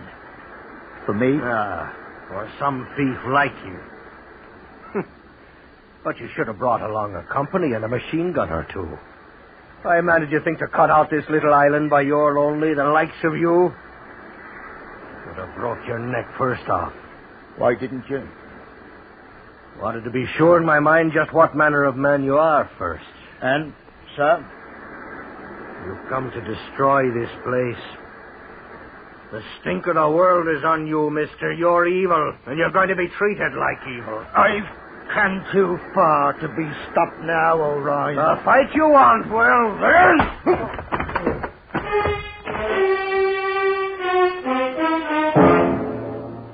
And so the huge Orion took Andrew Harbin, now unconscious, slung him under one arm, and climbed the beach to a little clearing in the jungle beyond. And there stood a neat bamboo house, and before it, a girl.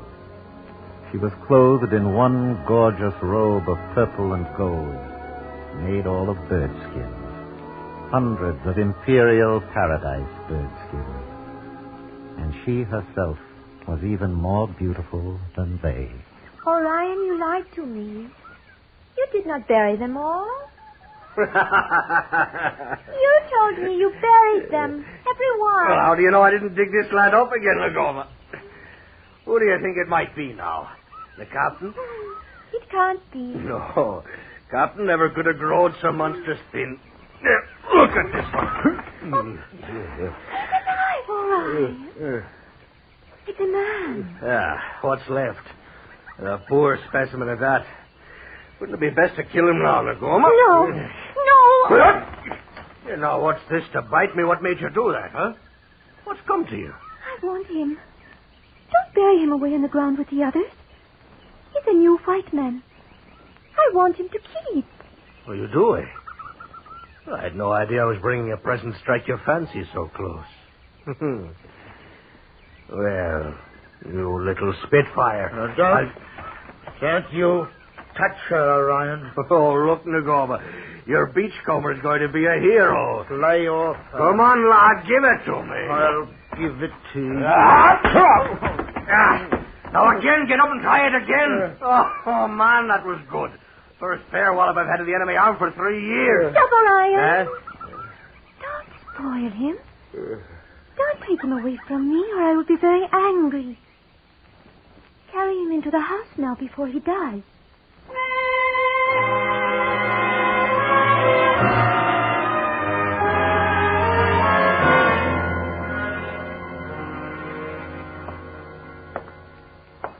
So, you're awake now, eh?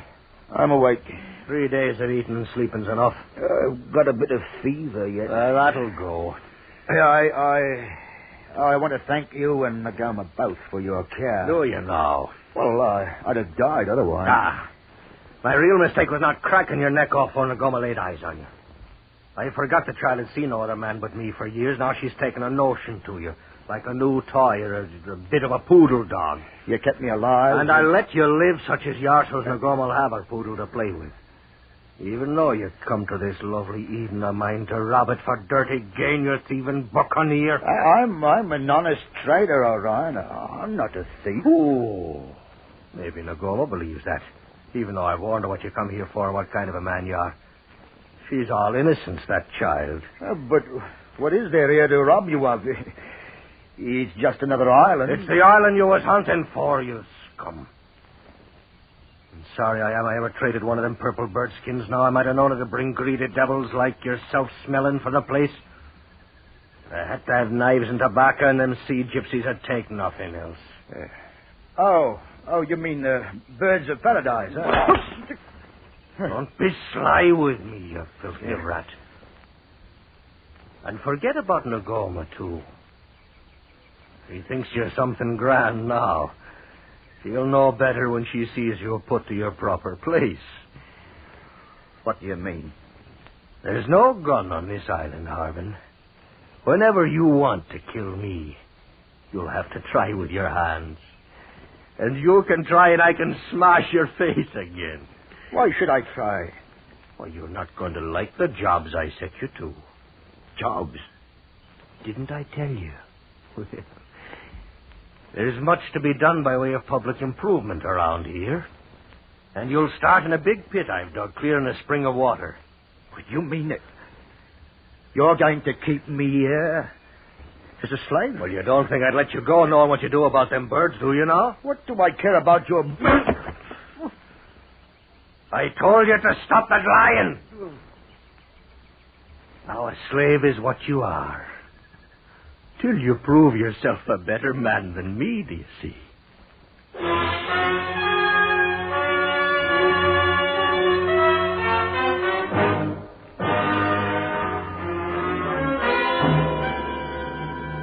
You are listening to The Bird of Paradise, tonight's presentation on Escape. Stan Freberg stars on CBS Radio's Friday night comedy series called That's Rich. Try it on for size and for laughs tomorrow night on most of these same stations. That's rich, you will say, and you'll be right. And now, Escape and the second act of The Bird of Paradise.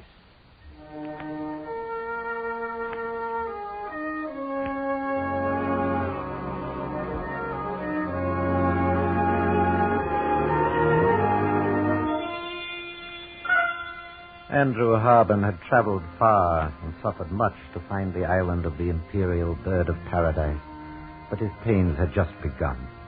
Still weak and feverish, he was taken next day to the edge of a black volcanic cliff, and there he was kicked into a great hole some 12 feet deep and with straight, unscalable sides. After him, Orion threw a wooden spade and a bucket and ordered him to dig for a spring that might lie under the rock. And here Andrew Harbin toiled and sweated like the slave he had become day after day. And here he lived.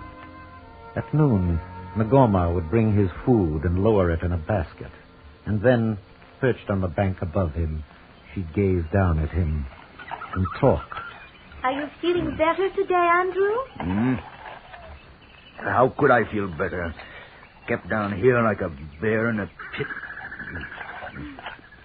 Sometimes I think you should have never come to this island at all. Sometimes I wonder what goes on in your head, Nagoma. Not much, I suppose. I know little of the world.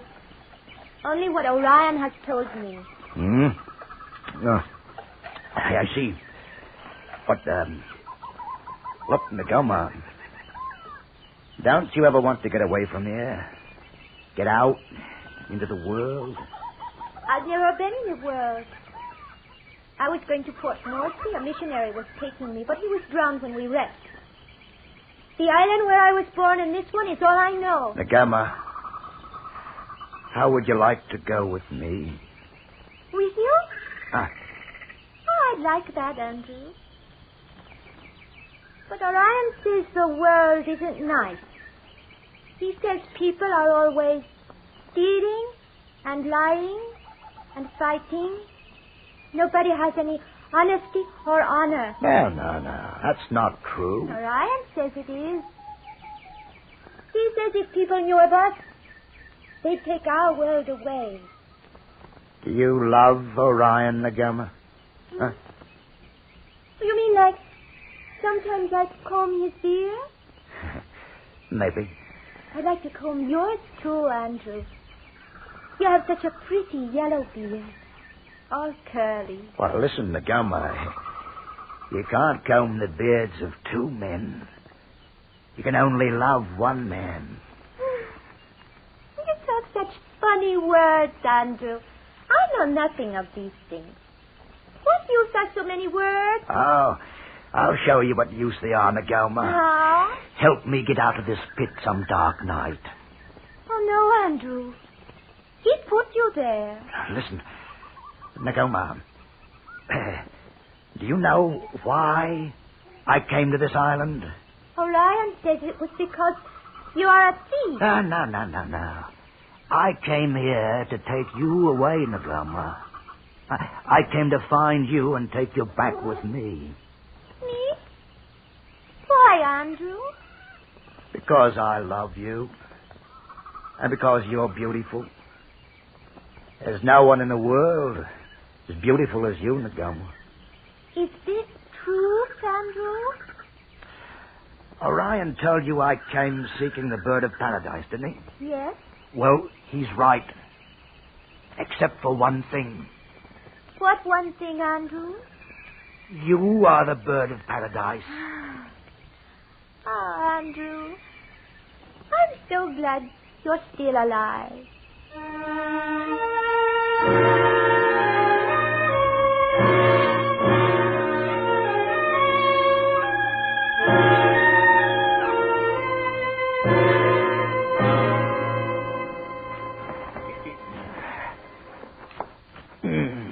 Well, my pirating screen, how's the luck down there? Orion, if you've any decency left, get me out of here. A thief and a spider like you talking of decency. Get to work and find that spring. Ah, by heaven, you're not worth your keep, Harvin. I'm coming down there. You wait till I fix my rope.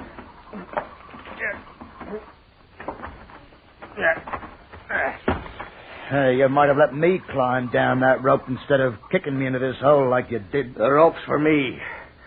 Harvin, you've done mighty little work down here. There's no spring under this rock, Orion, and you know it. Why, then dig for gold, man, or precious stones.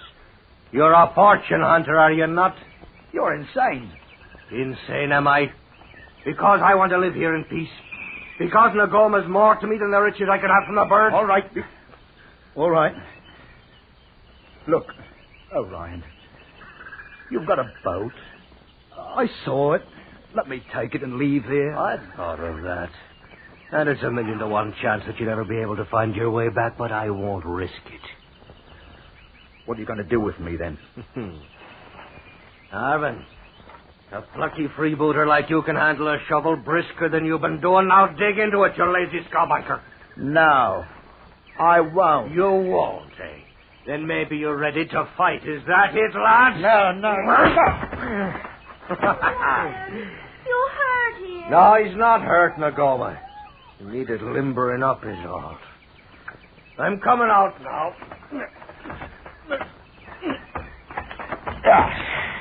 You promised me, Orion. I promised you what? You said you wouldn't spoil him. Oh. Well, now look at him now, Nagoma. He's on his feet again, as good as new. Are you all right, Andrew? I'm all right. See? Now, I've work to do, Nagoma, and you can stay and play with your poodle dog if you like. And you keep away from him, Orion. You teach him to be civil, then. Poor Andrew. Would you like some water? No, thanks. You mustn't think Orion's always so mean. You should have seen how patient he was teaching me to read. He taught you to read? Out of a book he saved from the ship. It's the only one we have. The Bible, eh? No. It's a ship's book. The log. The log? The log of the Merry Friend? Of course, it's not very interesting.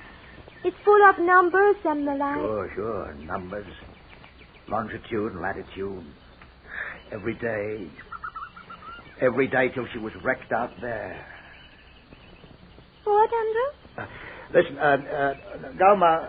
Goma, I'm a far better educated man than Orion. I can teach you many wonderful things he's never heard of. Can you, Andrew? Of course. But you'll have to bring the book with you. Well, what good would that do, Andrew? You down there and me up here. Listen to me, Nagoma. All the things I have to teach, I must whisper to you with my lips against your ear.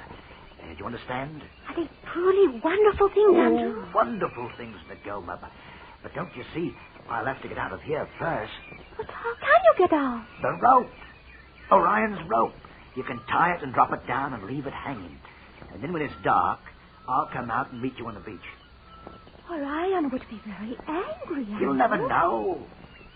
Tonight, Nagoma, bring the book with you to the beach. I'll meet you there, where Orion's boat is anchored. All right, Andrew. And maybe I can comb your pretty yellow beard. Oh, yes. Yes, Nagoma. Yes, of course.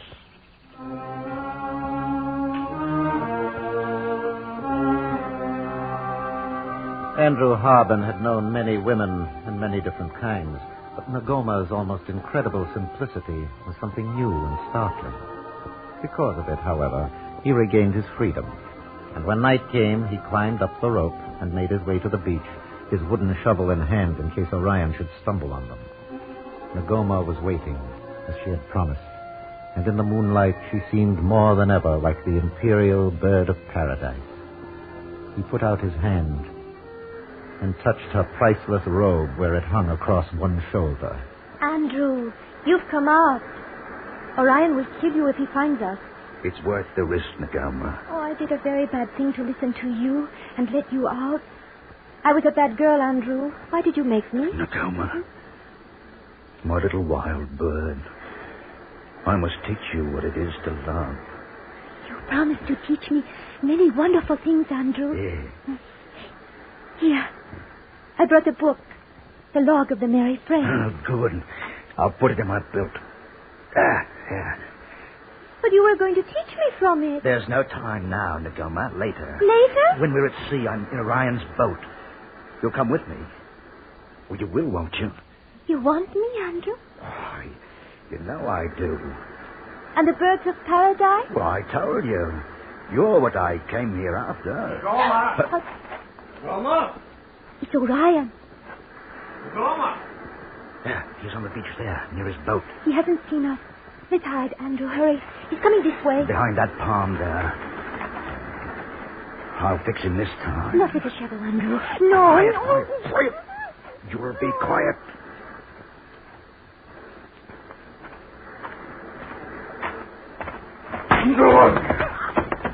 I got him. I've won, Nagoma. I've won. You killed him. No, he isn't dead, but I've got the log. I'll come back and strip this island. I'll take 1,000 skins. I'll be rich. There won't be a bird left when I'm through. The log, Andrew. That's what you wanted the log for. It's as good as a map. It's better. It wasn't to teach me wonderful things. What you need to know. I'm going to be rich. Orion was right. You are only a thief. I want you too, Nagoma. Me too. Orion wants only me. He cares for none riches. Orion's a fool. That we're wasting time. Let's get to the boat and put to sea before he comes around. No, Andrew. Huh? You go. I'm staying here. What? You want the skins more than you want me. You lied about coming here just for me. What difference does it make? You better hurry, Andrew. All right. Stay then if that's what you want. Wait. Before you go, kiss me just once. Kiss you? You're an odd girl. Please? Oh, all right. But why? Why do you kiss me now, Nagoma? Quick now, hurry. Goodbye. Bye.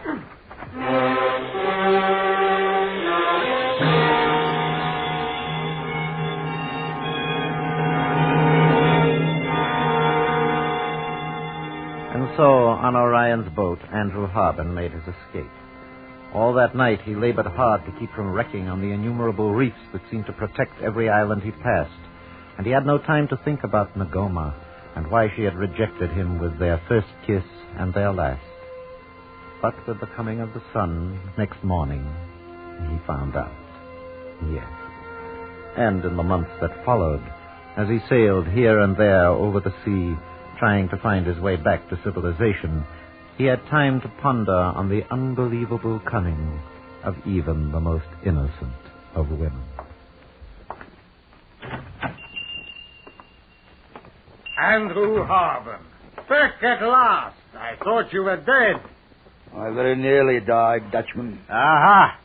You bring your head at least. And the imperial bird of paradise. Did you find the island? Almost.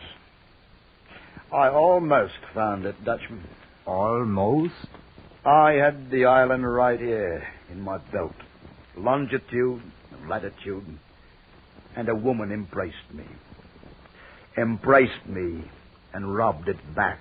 What are you saying, Harbin? The ship's log. It was as good as a map. But I'd never find the island again now if I had 50 years to look for it. Yeah, the sun is bad for white men. It makes fairy tales in the head. Yes.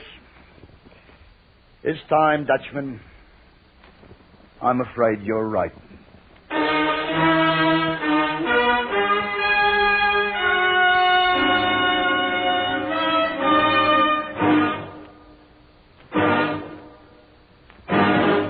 Under the direction of Norman MacDonald, Escape has brought you The Bird of Paradise by John Russell, specially adapted for radio by John Meston, starring John Daner as Andrew Harbin. Featured in the cast were Lawrence Dodkin, Gene Bates, and Ben Wright. Edgar Barrier was the narrator. Your announcer, George Walsh. The special music for Escape is composed and conducted by Leif Stevens. Next week. You are kneeling in the church of a Caribbean village, seeking the sanctuary it might offer, while slowly, walking down the aisle, carefully studying each bowed head, is the brute of a man who has come to kill you. So listen next week when Escape brings you Les Crutchfield's story, Violent Night.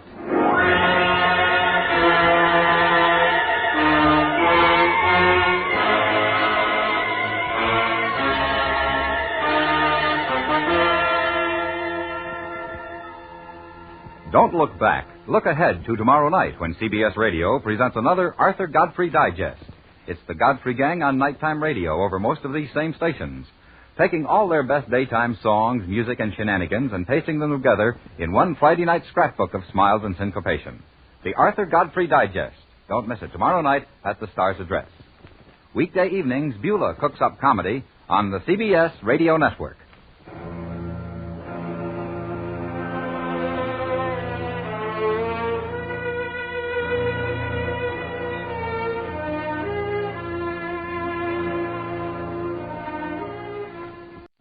Tired of the everyday grind?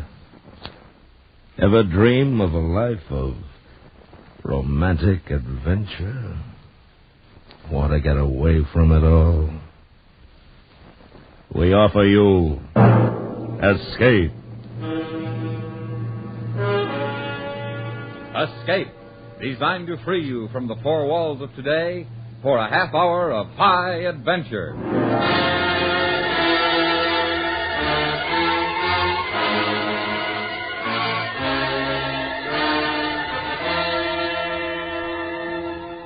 You are kneeling in the church of a Caribbean village, seeking the sanctuary it might offer, while slowly, walking down the aisle, carefully studying each bowed head, is the brute of a man who has come to kill you. Listen now as Escape brings you Les Crutchfield's story, Violent Night.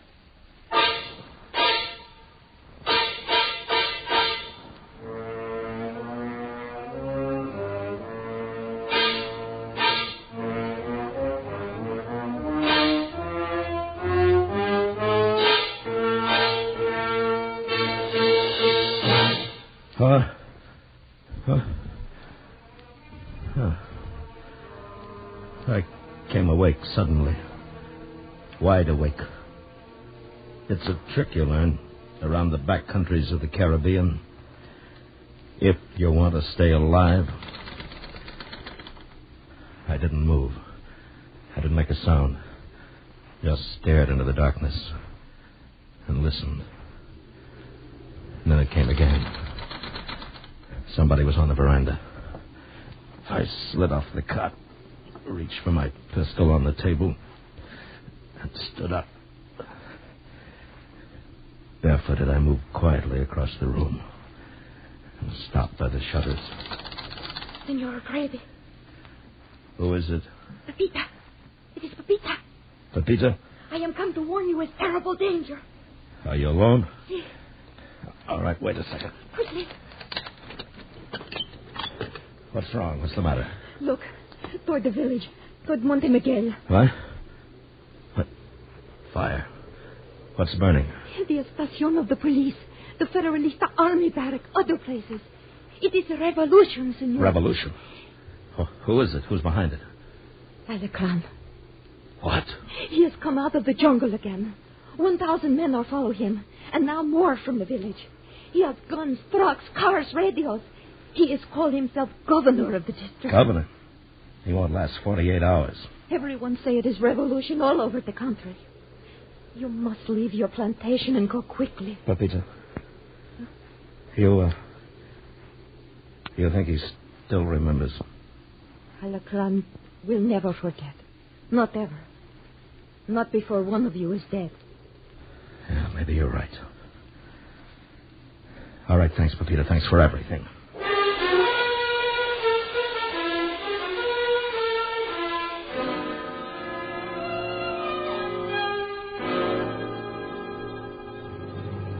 Ten minutes later, I lay hidden in a clump of bamboo by the irrigation ditch, 30 yards from my house, watching a convoy of army trucks swing in from the highway and roar up the road toward the plantation. I could have struck out then, run away, but I had to know the odds, know whether Alacran was making it personal, whether he still remembered. The truck skidded to a stop. Men with rifles piled out, circled the house. Spotlights cut through the night, lit up my bungalow, probing at the shutters. But I didn't see him until he stepped into the circle of lights and called out. Mr. O'Grady? Mr. Barry O'Grady. Alacran. You're wasting our time, Mr. O'Grady. You may as well come out. Educated in the States, but as cunning and cruel as the wildest Indian in the bush. Are you afraid of me, Mr. O'Grady? Are you afraid to come out and greet an old friend who has not forgotten you for a minute? Alacran, leader of a revolution, self-styled governor of the district. And he'd taken time out to lead this raid personally. Yes, Pepito was right. He hadn't forgotten. He blasted the bolt off my door with a Tommy gun, and then with a half a dozen of his men, he plunged into the house. It was time to get out. I'd wanted to know the odds, and now I knew them. I didn't have a chance. I ran for nearly 2 miles, through my coffee groves, along the banks of the ditches, through the patches of bush, before I finally played off. I was beside a narrow road leading back into the hills. I dropped down to the edge of it and tried to get my wind back. Alacran. For 2 years he'd waited, and now he was coming after me. He'd been trying to start a revolt then. I'd dragged him away from my workmen, taken his gun away from him, and beaten him to a pulp. And now he was back in control of the whole district, with a wolf pack at his heels. And then suddenly I noticed the headlights of a car coming down the road from the hills. The lights were too close together and too low to the ground for an army truck. There were ranches up in the hills, resorts. It might be a private car. It was worth a chance. I worked feverishly. The car was close now and moving fast. I gathered an armful of brush, threw it into the road, struck a match, and set fire to it. And then I dropped down in the ditch and waited.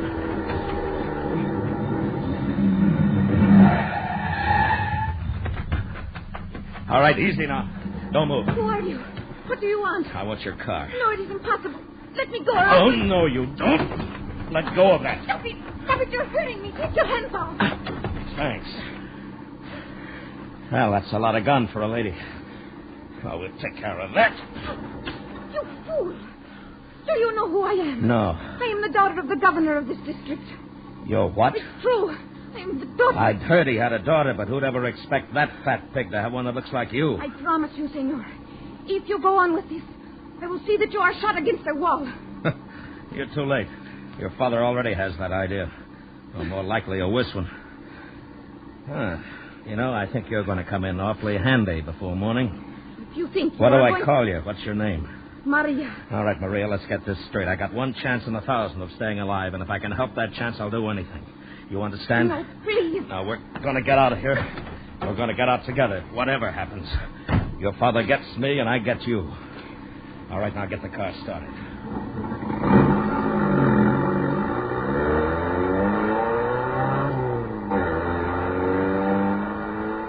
We came off the side road 2 miles from Monte Miguel, crossed the main highway, and took the old road towards San Vicente. It was 110 miles to the capital. If the sports car was fast, it could outrun any army vehicle Alcatraz's men might have. And there was a good chance he hadn't yet blockaded the San Vicente Highway. Well, it was a good dream. It lasted for 2 miles. And then it popped like a soap bubble. In the road ahead, senor. Lights, trucks, men moving. What do you want me to do? Brakes. Hit the brakes. Come on. And get this thing turned around and make it fast. ¿Quién es? ¿Quiénes son? Amigos. Vengan por acá. Ahora. See? All right, come on. Step on it. Let's get out of here. Come on. Faster. Well, that was close. Plenty close. Well, we're still lucky. We could have barged straight into that. Well, they blocked us, but at least they didn't get us. And we still got a chance of circling back. What's wrong? What is it? I don't know. I'm not doing anything. Yo, wait a minute. Yeah, I can smell it. A bullet must have smashed open the gas tank. We're out of petrol? Yeah. Get it over to the side. Right. No, farther. Clear over to the canal bank. The irrigation ditch. Go on. All right. Come on, get out. Come on, hurry. What are we going to do? Here, give me a hand. We're going to get it rolling. Come on. Into the ditch.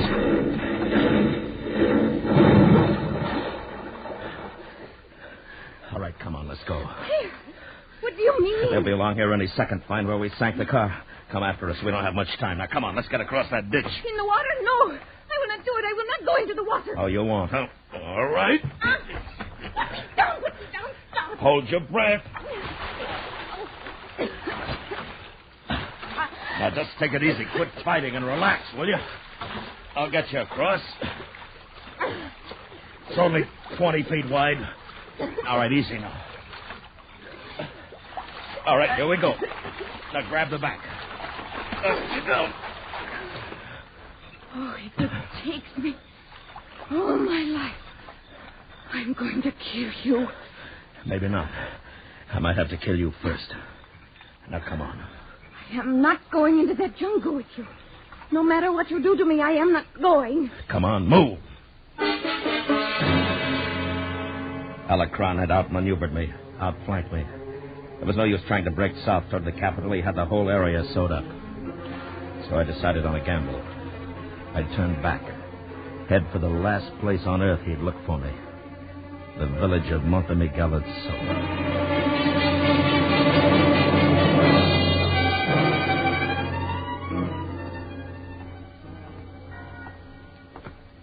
It was nearly midnight when we entered the village.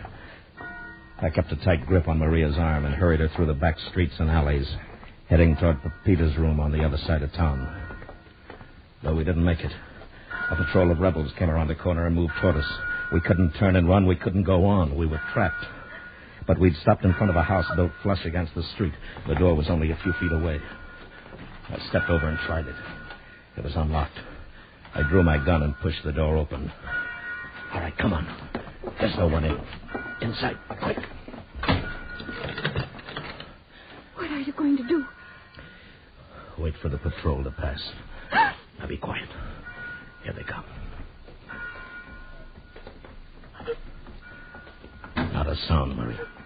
Shh. Quiet.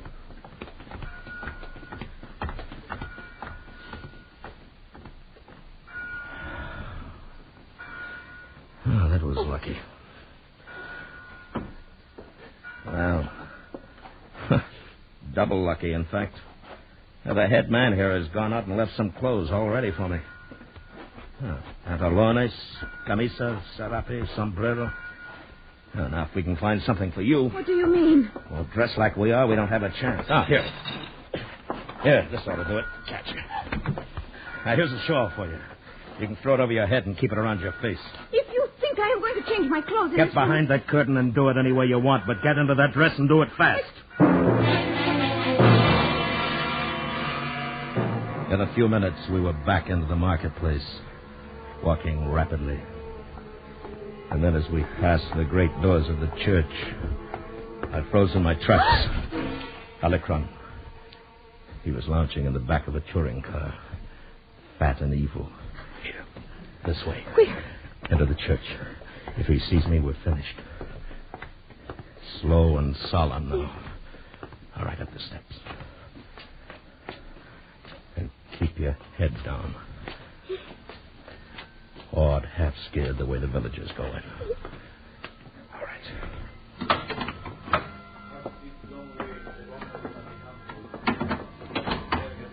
Up toward the front. Hurry. All right, in here. All right, this is far enough. Now kneel down. Well, we're safe for the moment, but Padre, if you please. Don't move, Maria. Don't cry out. The gun's pressed against your side. Keep your head down and pretend you're praying. Better yet, really pray.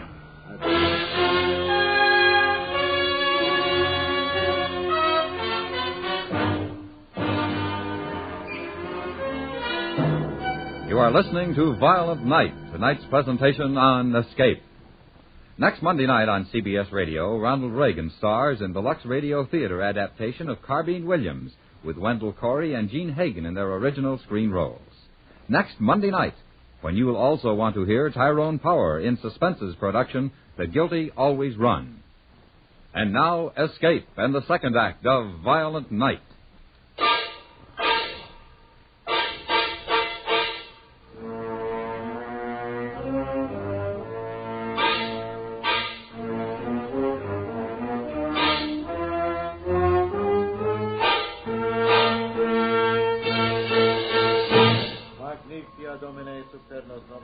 The padre, white-haired and old, knelt at the altar and went on with his prayer, not hearing the summons from the back of the church. Some of the kneeling villagers turned to look and then turned back quickly. Beneath my serape, I kept the gun pressed tight against Maria's side. Padre! Alecran was walking up the aisle toward the front of the church, moving slowly and deliberately, stopping to glance along each row and study the kneeling worshippers. You cannot come here with arms, my son. This is a place of peace. Oh, and I am a very peaceful man, Padre, as long as I am not denied the things I want. What is it you want? A man. I'm told he has some woman with him. They may have come in here. I will only need a moment more to finish checking your followers. No, I cannot permit that. Padre, you know who I am. Now, we can be friends or we can be enemies, as you choose.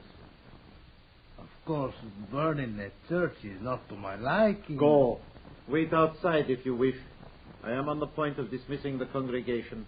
You may watch them as they leave. All right. You're clever at compromise, Padre. I'm sure we will learn to understand each other. Adios. La misa está terminada. That is all, my children. Vayan con Dios.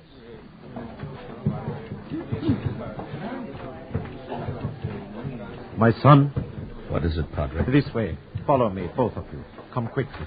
Come on, Maria. Yes. In here. You're taking a big chance, Padre. If he finds out you're in trouble. You have heard of sanctuary, my son? The sanctuary of the church? Yes, of course. Unfortunately, I cannot assure you that sanctuary, but perhaps I can help you in some small way to find your own sanctuary. Thank you, Padre. In a few minutes, when everyone has gone, he will be certain. Who is it?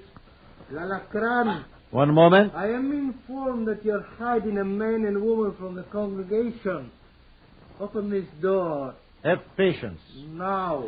Here, behind the desk, there is a way out. All right. Go now, both of you, quickly. The passage opens on an alleyway behind the church. Open now. Hurry, my children. Thank you, Padre. Que vayan con Dios.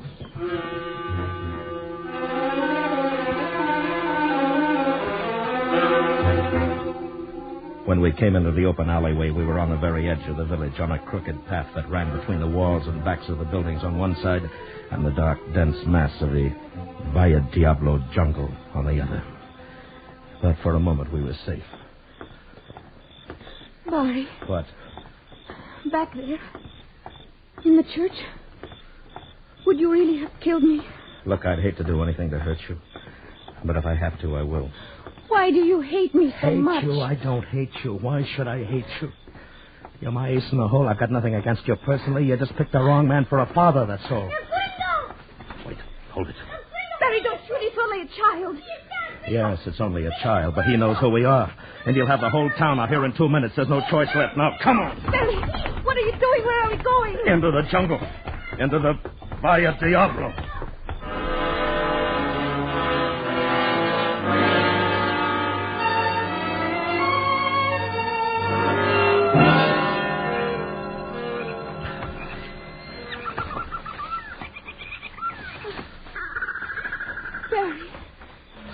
Yes. I've got to rest. I can't go on much farther. All right, Maria. We'll slow down and take it easier. I don't think he's going to find us now. I think maybe we got a chance. Can't we stop, Barry? No, in 10 minutes we wouldn't be able to move again. Now the sky's beginning to lighten. It'll be dawn in less than an hour. He can't chase us forever. He's got a revolution on his hands. Barry, it's all been so strange. Like a nightmare. All mixed up. I hated you at first. Oh, forget it. I didn't know who you were, what you were doing to me. And finally, I began to understand. I don't hate you anymore, Barry. Good, Maria. It works out better that way. In fact, I'm afraid I like you very much. What? Afraid? Yes. Maria, we'll be out of this before long, and Wait. What is it, Barry? Those are dogs. What? Yeah, they're trailing us with dogs. No matter where we go now, they'll find us. Oh, Barry! Come on, Maria.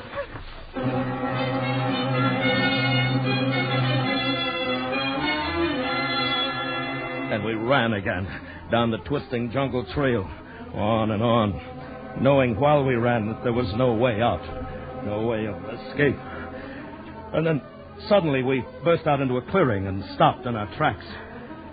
For ahead of us, dark and ancient, its stones worn by tropic rains, grown over with lichen and moss, was a Mayan pyramid, built by men dead for centuries, lost and forgotten in the Valle Diablo. We broke into a run across the clearing. We are going inside, Barry? Oh, why not? What have we got to lose? Nothing at all, Mr. O'Grady. Hollycrot. All right, inside, quick, Marie. Excellent. Right into the trap, just as I hoped. He's behind us somewhere. At the edge of the clearing. I've been here for some time, you know. Waiting for my beaters to drive you out of the brush. Always predictable, Mr. O'Grady. One knows precisely what you are going to do before you do it. Alekron, listen to me. I've got Maria with me. I recognize her at once. Then listen. Before I let you take me, I'll kill her. Do you understand? That's entirely up to you, Mr. O'Grady.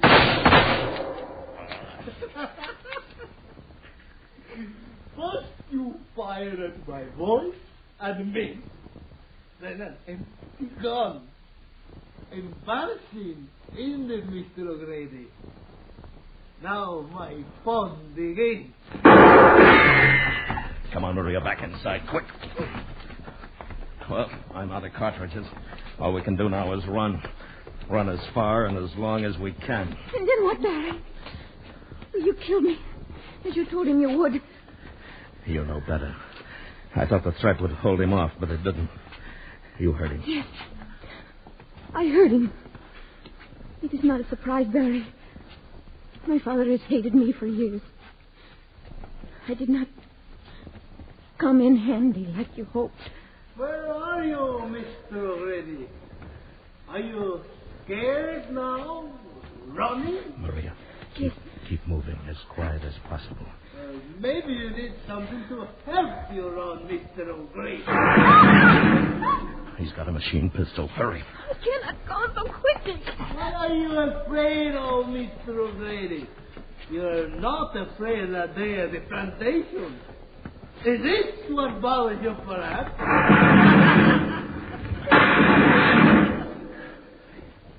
No use, Barry. It's no use. Maria, wait. There's a ledge right above us here. I can feel it when I reach up. Broken boulders. Now, there's a chance. Now, listen to me, Maria. You go on alone. Oh. Make a noise. Talk so that he'll think that we're still together. Do you understand? I'm going to wait for him here. Right up on that ledge. All right, now go on. All right. Go on. But, be careful. Be very careful. I scrambled up on the ledge and got set. And I felt around in the dark and found a rock as big as a man's head. And then I waited. You're tiring yourself for nothing, Mr. O'Grady. There's only one way out, you know. This way. I raised the rock and waited. He was close now, very close. I listened to his steps, trying to judge his position by the sound. You're not being very friendly, Mr. O'Grady, and I feel very warm for you. He was right below me. I raised the rock and smashed it down on his head.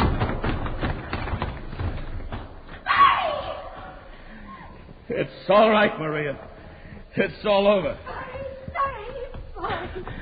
Maria.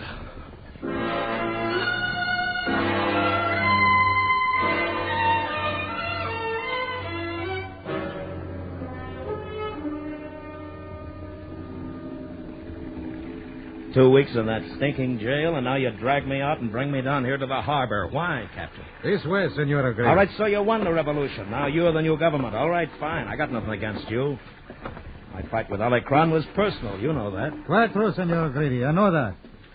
However, Alecran was one of our leaders. You killed him. The usual sentence is death by a firing squad. I know that, Captain. Instead, we are permitting you to leave the country. The launch is waiting to take you out to the ship. You should consider yourself very fortunate, Senor O'Grady. Captain, look. There was a girl, Maria, Alecran's daughter. Where is Maria? I believe you're speaking of my wife, Senor. Your wife? You're escaping a death sentence, Senor. But I must warn you that if you ever return to the Republic, that sentence will be carried out. Your wife? Maria and I were married yesterday at the church of Santa Isabel. As a wedding gift to Maria, I gave her your life. Your ship is waiting, Senor O'Grady. Adios.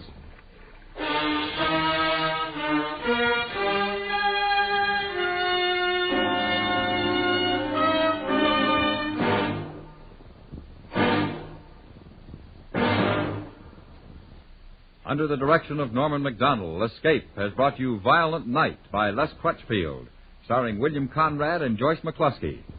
Featured in the cast were Don Diamond, Ben Wright, and Edgar Barrier, with Michael Ann Barrett, Byron Kane, and Richard Beals. Your announcer, George Walsh.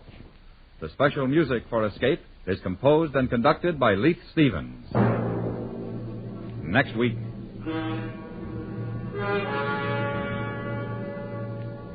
You are standing in a lonely forest clearing. The dawn turned gray by the creeping fog. While standing only yards from you, his eyes filled with his hate for you, is a man who's come to take your life. Unless you first take his. So listen next week when Escape brings you Alexander Dumas' classic story, The Second Shot.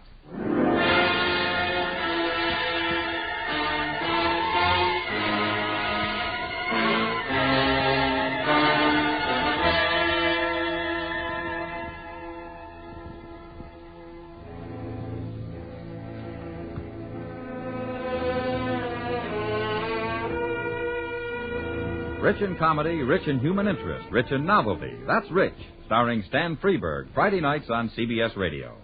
It's the lively, refreshing Stars Address situation comedy called That's Rich, which it certainly is, every Friday night on most of these stations. Just you make a date, tie a little string around your favorite chair so you'll remember to listen, and laugh with That's Rich. Friday nights, too, enjoy a full hour Arthur Godfrey Digest on the CBS Radio Network.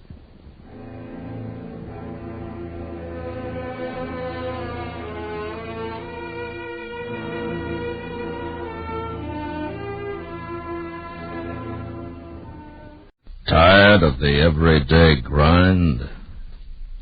Ever dream of a life of romantic adventure? Want to get away from it all? We offer you Escape. Escape, designed to free you from the four walls of today for a half hour of high adventure.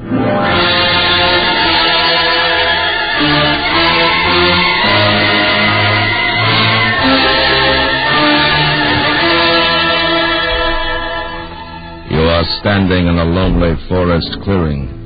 The dawn turned gray with a creeping fog.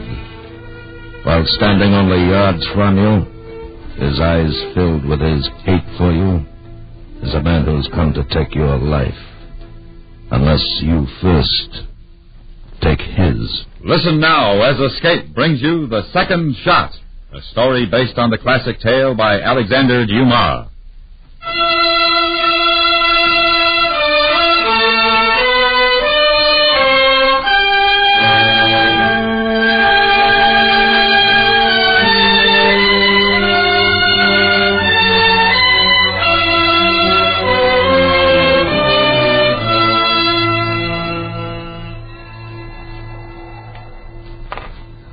Gentlemen, ready? Yes. Get on with it. There is no way by which you can compose your differences, settle your quarrel, except by this. Lieutenant W.A. There is none. Lieutenant Moussin. I am not the challenger. Lieutenant Daumier is. If my opponent wishes to withdraw at this point with a certain loss of honor... The lieutenant forgets himself. My apologies. Monsieur, will you be kind enough to proceed? Very well. Your seconds have examined these pistols and pronounced them perfectly matched. They are loaded. Will you make your choice, Lieutenant Daumier? This one should do nicely. Lieutenant Moussin? Gentlemen, you will take your places. Here, where I have planted my saber in the ground. Back to back, if you please. You will raise your pistols to shoulder height. Hold them pointed upward. Good. Now the terms of the duel are these. On Major Cole's count, you will walk slowly away from each other. On the count of 10, you will turn and fire. Regardless of the effects of the shots, the duel is then declared finished and the quarrel ended. Is that satisfactory to both of you? Quite satisfactory. Yes, of course. Are you ready, Major Colt? Yes. There's no other way of... Yes, I'm ready. Gentlemen. At your pleasure. Yes, go ahead. 1, 2, 3, 4, 5, 6, 7, 8, 9, 10. Octavaju, hurry, please. See what you can do for him. If Son had a premonition this would happen, Major Colt. He didn't need a premonition. Common sense could have told him. True. Daumier never misses. Well.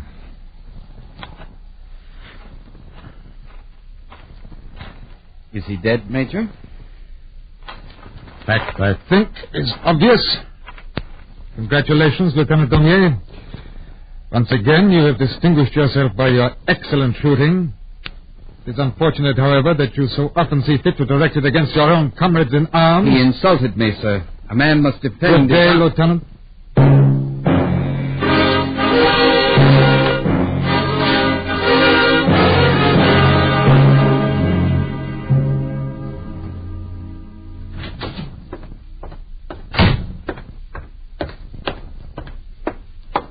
Lieutenant Daumier reporting as requested, sir. At ease, Lieutenant. Let me see here.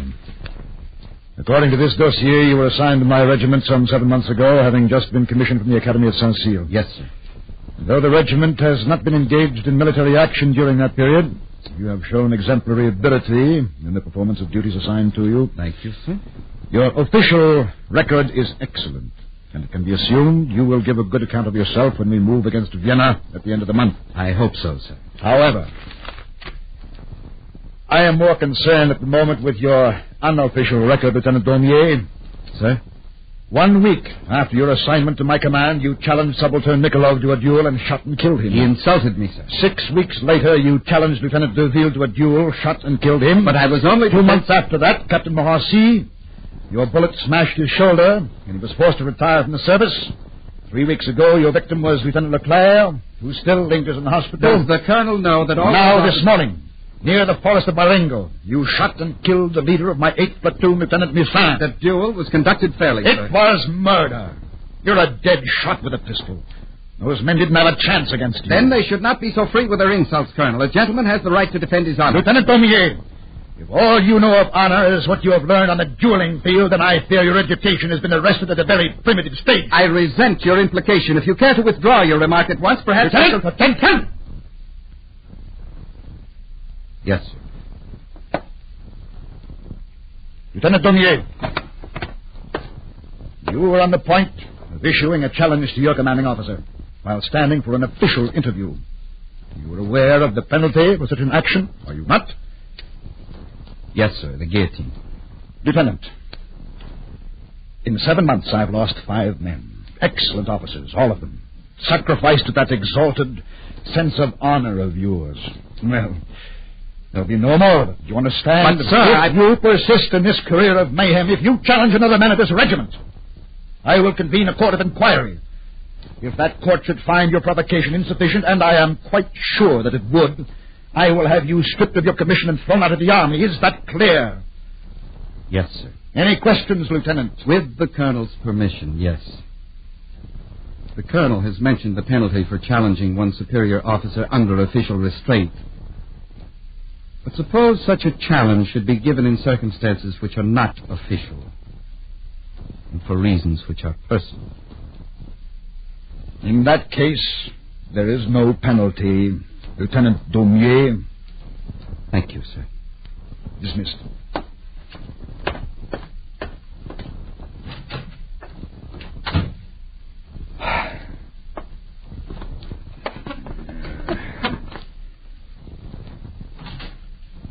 Mind if I step in, Colonel?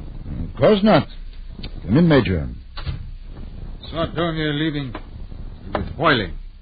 What did you do to him? Tried to threaten some of that boyish nonsense out of his head with somewhat dubious success, I'm afraid. He has that hellish temper, all right. He was in one of my courses at Saint-Cyr. Needs a campaign to settle him down. You'll get it. The orders are confidential, but the little corporal arrives in 2 weeks.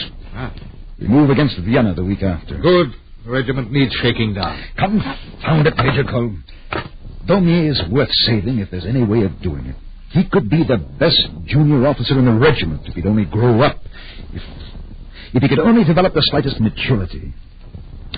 Now, do you realize that I am barely 12 years older than he is? It's the campaigns. Italy, Egypt, you had to grow up. Wait till we move against the Austrian army. That'll settle him down. I hope so. By the way, Colonel, you recall my telling you of a niece of mine? Marianne? Yes. Well, she's here. Came up from Saint-Cyr this afternoon for a surprise visit. I wondered if you would care to join us at dinner tonight. Of course. Well, then it's settled. Forget about Daumier. He'll straighten out in time. Possibly. If he doesn't destroy himself first. Or someone else. Or someone else.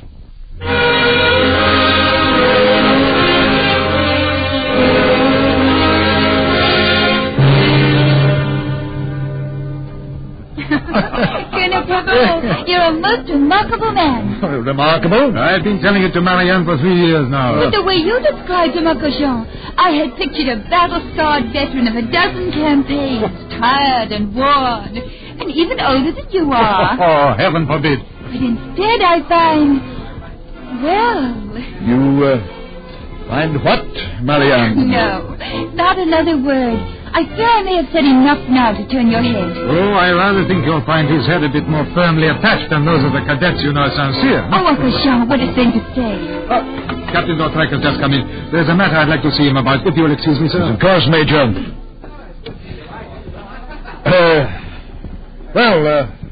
Marianne, how long will you be here? A week, possibly 2, unless the campaign begins sooner. Oh, I know, it's a dark secret. But there is gossip, of course. I see. Oh, they're going to dance.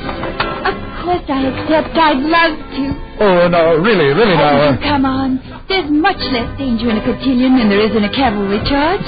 Is there? My arm, Marianne.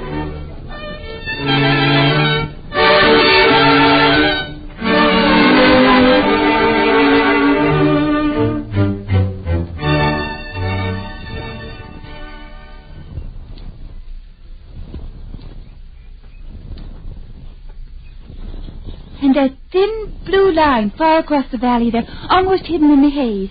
What is that, Colonel Perrault? The Danube. Oh. It's an objective once we open the campaign. The campaign. Danger, death. It's difficult to imagine when everything is so peaceful now. The birds, flowers, even the hills are happy today. And you, my dear? I'm happy, too. Very happy. Then forget the campaign. Today it doesn't matter. And what does matter today? You. I? You must have known it. I'm not experienced at hiding such things. Marianne. I think the carriage driver is anxious to leave. The devil take the carriage driver. Why, you're more impetuous than a cadet. Where you're concerned. It's getting late. Marianne. No, please. We only met 3 days ago. A week, then. Will a week be long enough, my dear? I think perhaps it will. Ask me then.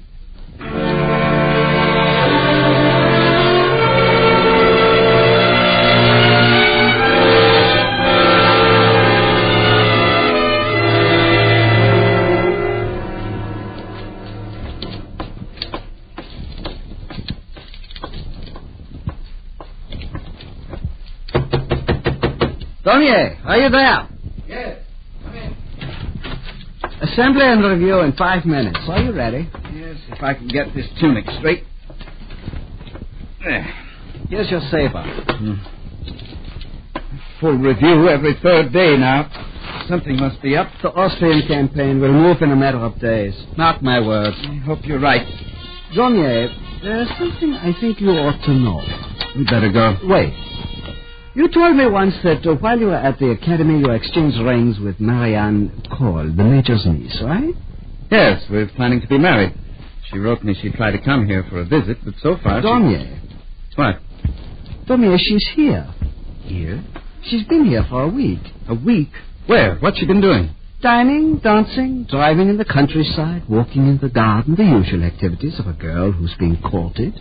Courted? By whom? By our commanding officer, my friend. Colonel Perrault, that's a lie. It's true, Dornier. The major introduced her. The whole regiment is known, but they kept it from you. From me as well, knowing I was your friend. I just heard of it. What are you going to do about it, Dornier? We'll see, Armand. Now let's go.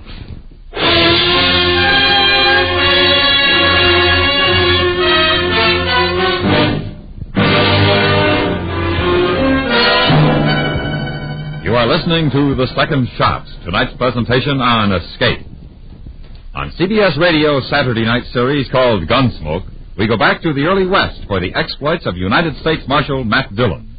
On most of these same stations, CBS Radio brings you the excitement of Gunsmoke every Saturday night. And now, Escape, and Act 2 of The Second Shot.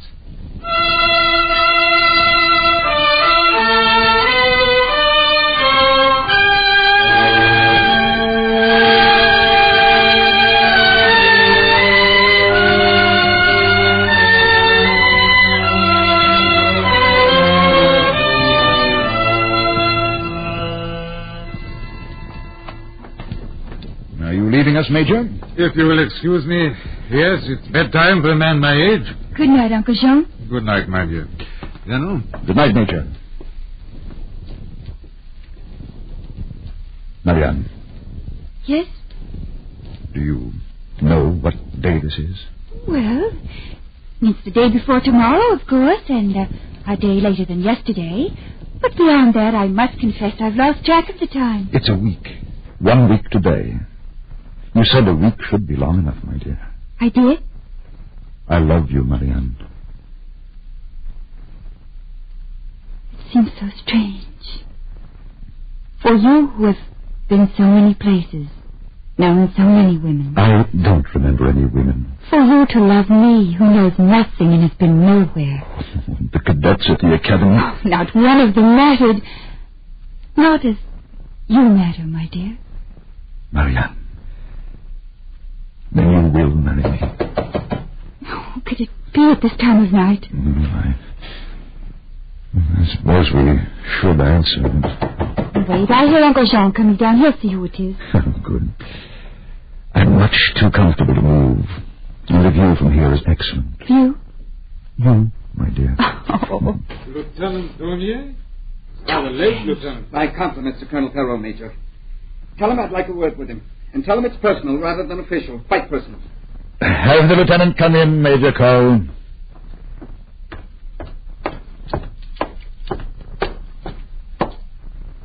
I gathered from your remarks to Major Cole at the door that you are not here on official military business. The Colonel has an excellent sense of hearing. It's too bad his sense of decency is not equally admirable. Lieutenant, may I remind you that you're addressing your superior officer? I am aware of it, Major. And while you're in my home, you will conduct yourself in a manner proper to your rank. My manner is proper enough for a man who's been grossly offended.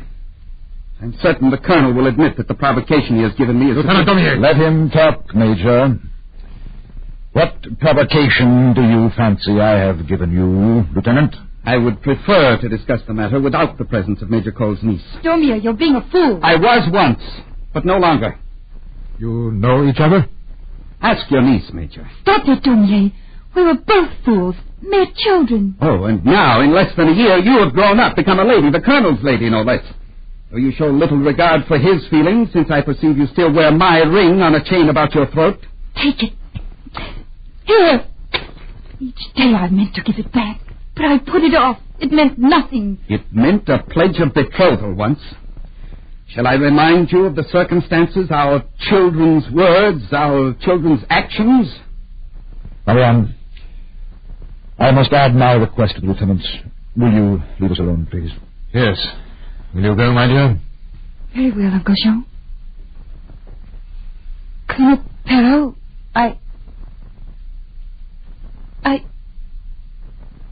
Nothing.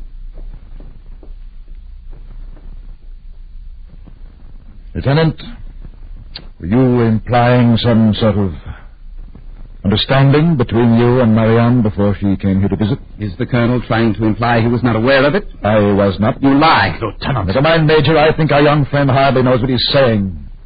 Then you choose to ignore my insult? Well, I will not be so lenient, Colonel Perrault. Captain Armand will call at your quarters tonight and arrange the affair. A duel? You're challenging your commanding officer? With the Colonel's permission, of course. Naturally, he can refuse to accept. I accept. No, Colonel. I shall expect Captain Armand at my quarters later. Colonel Perrault. And now, Lieutenant Daumier, you are a fool. A brash, unreasoning young fool. I am telling you that quite officially. Dismissed.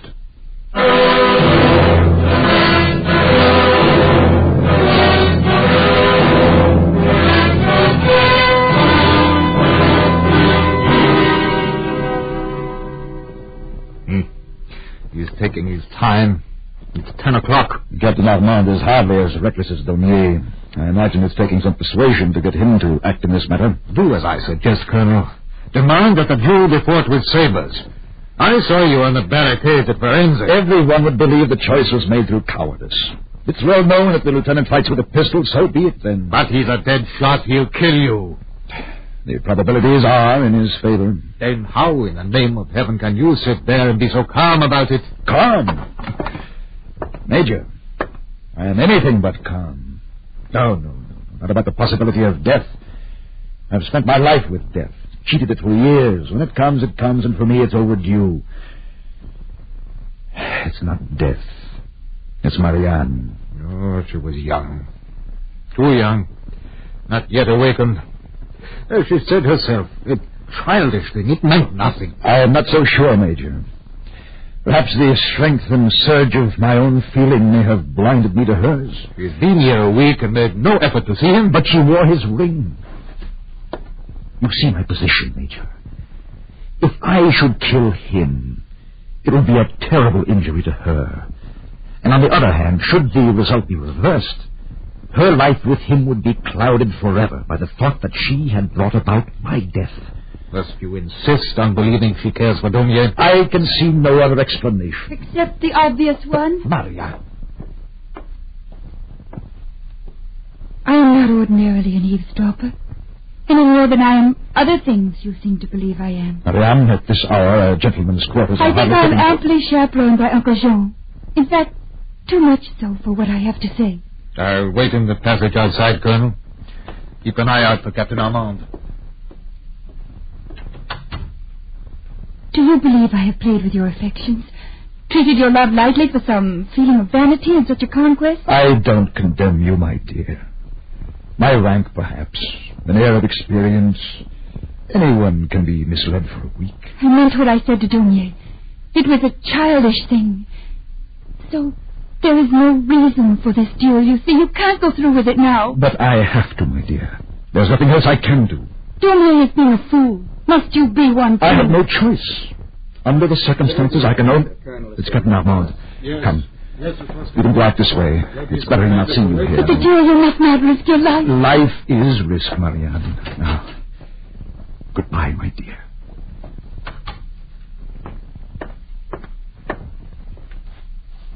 Come in, Captain Armand.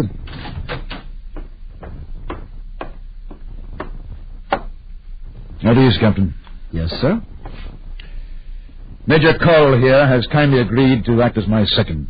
The precise details of time and place can be arranged between you. Yes, sir. But as to the conditions of the duel itself, I wish to state definite requirements. This is, of course, my right as the challenged party. Lieutenant Daumier has instructed me to accept whatever conditions you may impose, sir. Good. And here they are. Dueling pistols, of course. Very good. The distance? 2 paces. 2 paces? Correct. Colonel, are you sure of what you are saying? 2 paces? It is impossible to miss. Each of us shall take his position and aim at his opponent, and may fire his shot at will after the count of 3. But Now, a final condition, Captain. One of the pistols will not be loaded. I hardly know what... Colonel, it means certain death for one of you.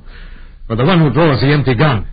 Leaves everything else to chance. Better so than leave it to the lieutenant's marksmanship. Well, Captain? The Major is right. The result is purely a matter of chance, sir. Which is proper, I think, in an affair of honor. Shouldn't fate be given a hand in the matter? And you decline my terms, Captain Armand? No, we can't decline. It's your right. Very well, Colonel. On behalf of Lieutenant Daumier, I accept.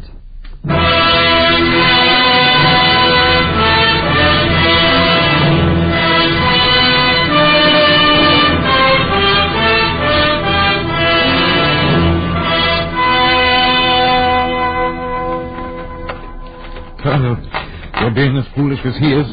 Stop now before it's too late. I think it's too late now, Major Cole. It appears they're all here ahead of us. We can only mean tragedy no matter what happens. Morning, gentlemen. Monsieur Lautrec, I understand that you are to officiate. If the Colonel pleases. Of course. Pistols are in this case. I've already seen to the loading. Do you know which is the loaded gun, Colonel? It doesn't matter, since Lieutenant Daumier will have first choice. Quite so. Will you choose your weapon, Lieutenant? I will.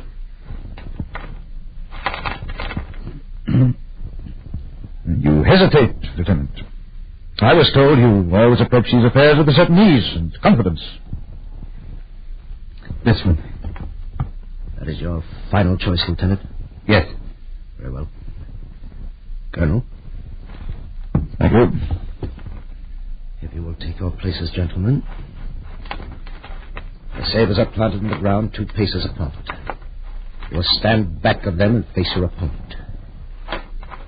Are you ready, gentlemen? At your pleasure, monsieur. Lieutenant Daumier? Yes, of course. Get on with it. You understand that neither of you will fire before the count of 3? Good.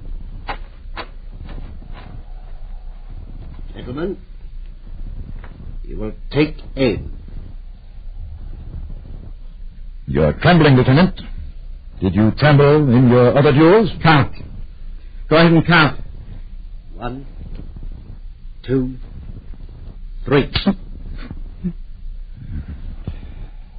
Fate seems to be against you, Lieutenant Daumier.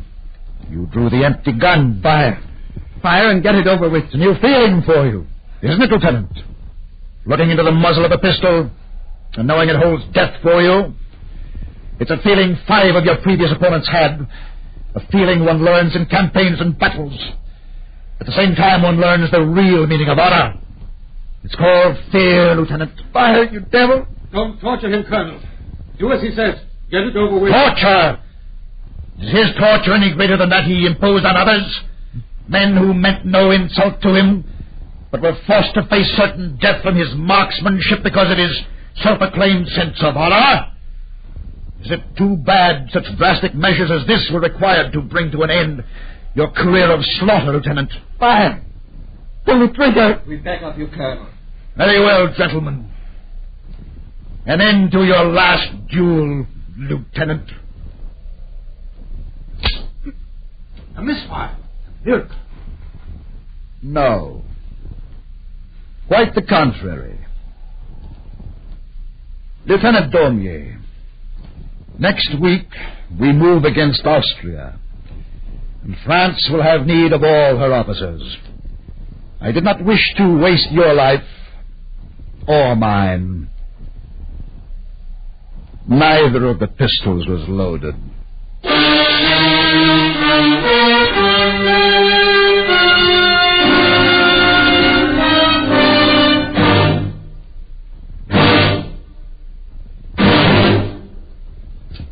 Under the direction of Norman MacDonald, Escape has brought you The Second Shot, based on a story by Alexander Dumas, specially adapted for radio by Les Crutchfield, starring John Daner with Vic Perrin. Featured in the cast were Ellen Morgan, Ben Wright, Harry Bartell, Jack Crucian, and Lou Krugman. Your announcer, George Walsh. The special music for Escape is composed and conducted by Leith Stevens. Next week.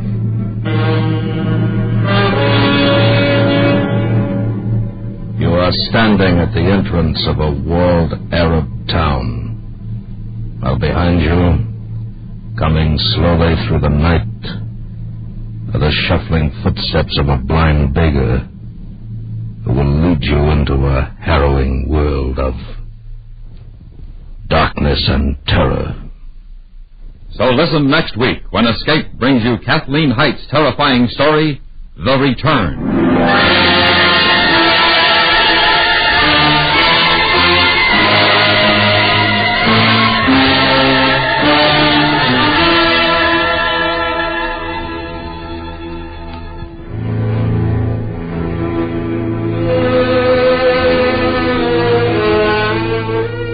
Your purchase of Easter seals is your way of extending the only aid there is for the crippled and disabled. Organized hospital, clinical, and laboratory campaigns to cure the curable and to lessen the burdens of those who can't be completely well again.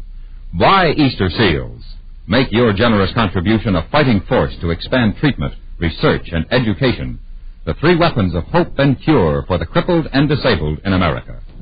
America listens most to the CBS Radio Network.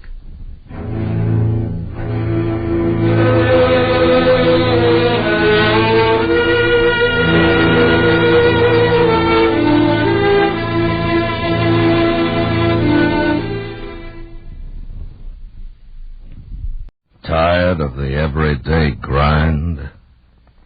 Ever dream of a life of Romantic adventure? Want to get away from it all? We offer you Escape.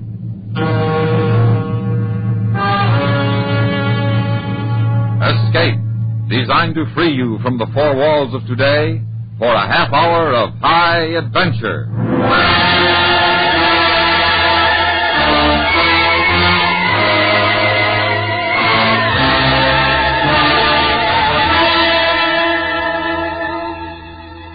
You are standing at the entrance of a walled Arab town, while behind you, coming slowly through the night, are the shuffling footsteps of a blind beggar who will lead you into a harrowing world of darkness and terror.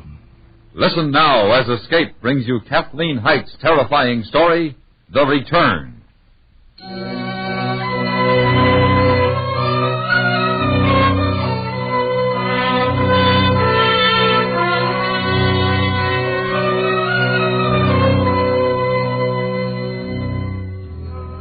The freighter Menlo crept slowly through the breakwater of the outer harbor.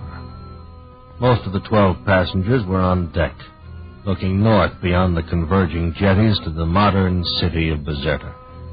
The two of us, a man named Tuckett and myself, Bizerta was a destination. I didn't know what brought Tuckett here. I didn't really know what brought me here. I only knew that I'd looked for something all over the world without success. I'd looked everywhere except Bizerta. Ashore, I checked into the small hotel, and a short time later, I was part of the early evening crowd on the streets.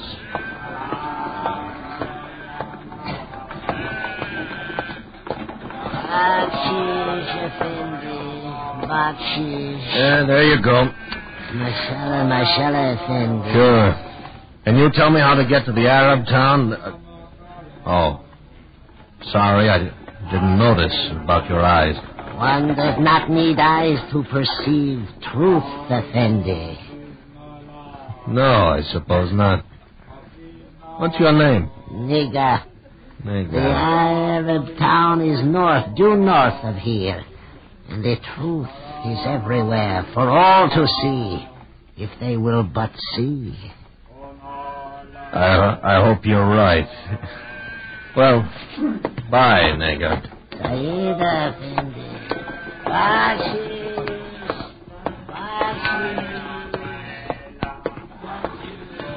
It is Mr. Reeser, isn't it? Oh, Tuckett. I lost track of you when we came ashore. Thought I'd find you again at the hotel, but they tell me you're not registered. Where are you staying? Hotel North Africa. How about joining me there for dinner, if you don't have any plans? I don't think I have any plans. But if I do, they can catch up with me there, don't you think? Yes, I guess they can.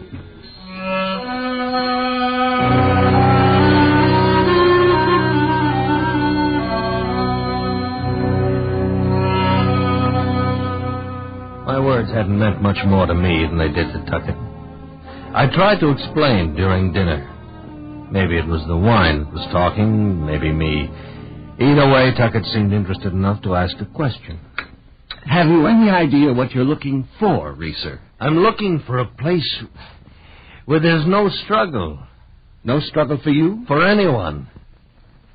I'm 40 years old, Tuckett. And for a little over half my lifetime, I've traveled the world. Worked my way, worked the sea and the earth. I tell you, there's only one thing that's universal, and that's the struggle. I suppose that's right. But it seems to me we're making a lot of progress in some directions. Now, medicine, for example. Medicine's a good example. They licked pneumonia, they found cancer waiting for them.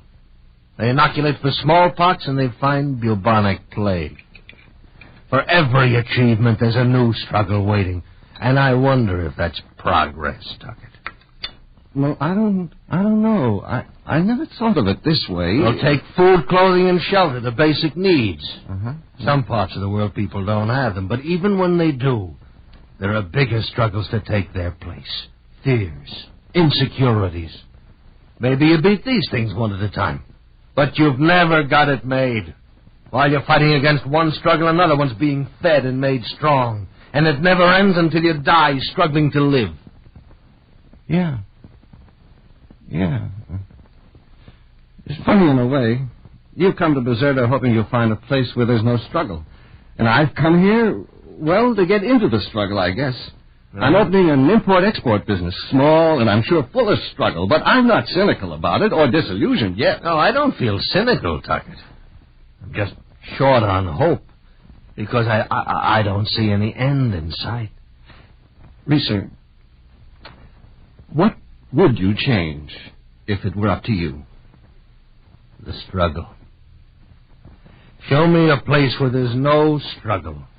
That's where I want to be. I wonder what it would be like. If you find it, let me know, will you? If I can, I will.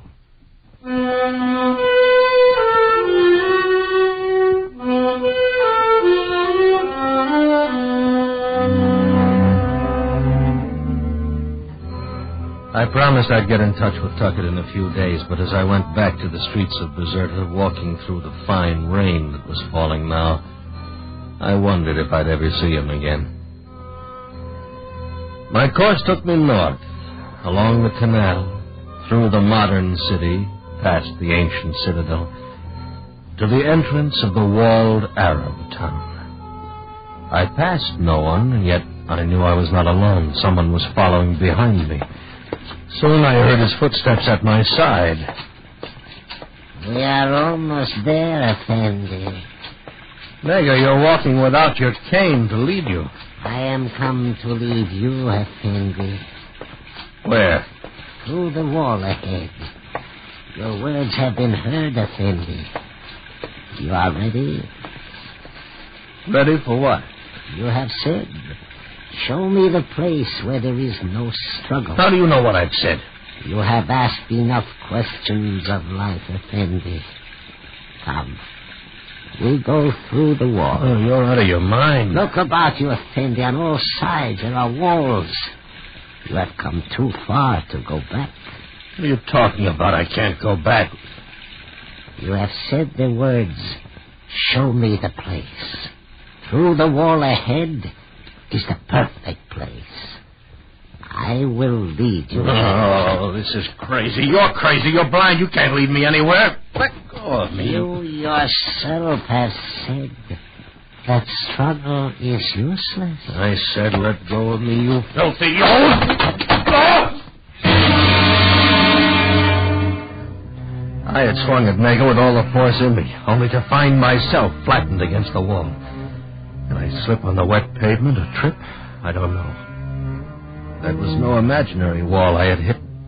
I felt the hard pain of it, and the rain beating against my face. And then it was over.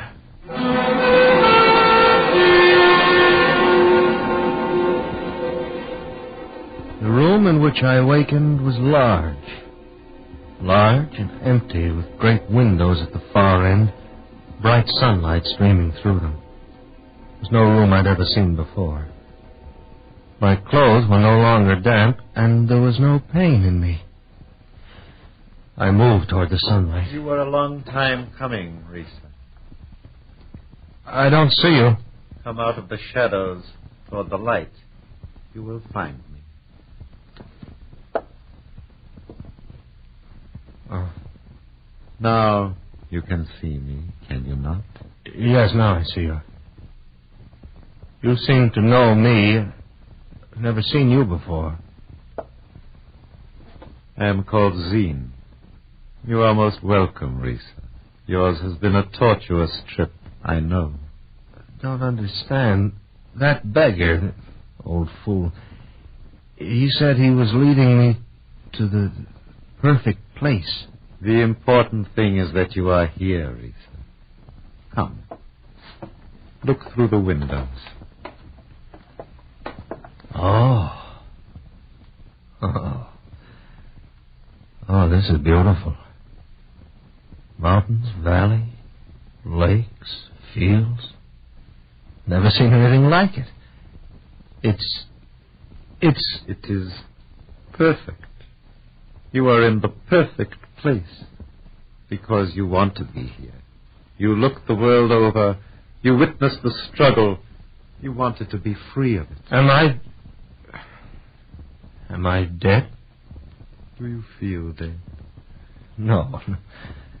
No, I don't. I feel confused. There's so much I don't understand. I have questions. You will begin to see the answers for yourself once the processing has begun. Processing?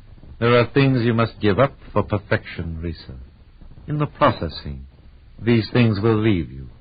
One of them is written in your expression now, doubt. You cannot doubt perfection, and have it too. And after that, you must give up fear and greed. Will you miss them, Risa? No, of course not. There are other things, of course. Whenever you have questions, you will find me nearby to answer them. Do you have any more questions now? No. Then you are ready. Go on, my son. Go out and live in the perfect place.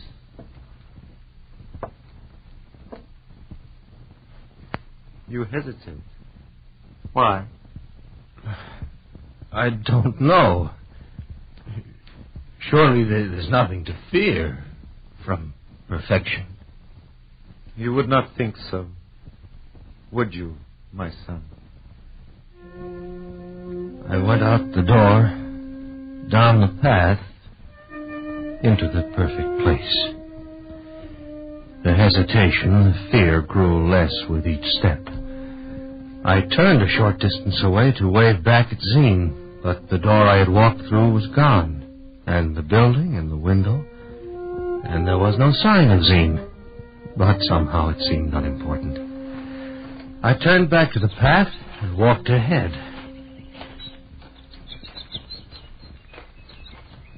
Hello, my love.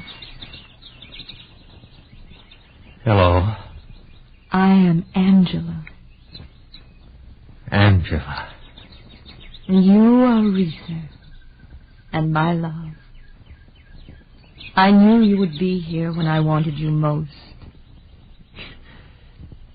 You were expecting me? You know I would be here. I wanted you. Oh. Take my hand. We will walk together, won't we?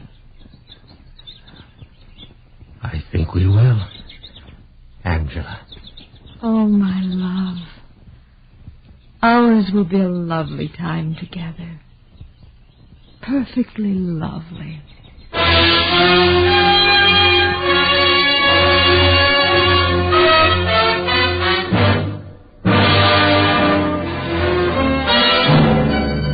You are listening to The Return, tonight's presentation on Escape. Next Sunday evening, Lionel Barrymore will again be here on most of these same stations as your host on the Radio Hall of Fame. Remember to hear Lionel Barrymore next Sunday on CBS Radio. And now, Escape and the second act of The Return.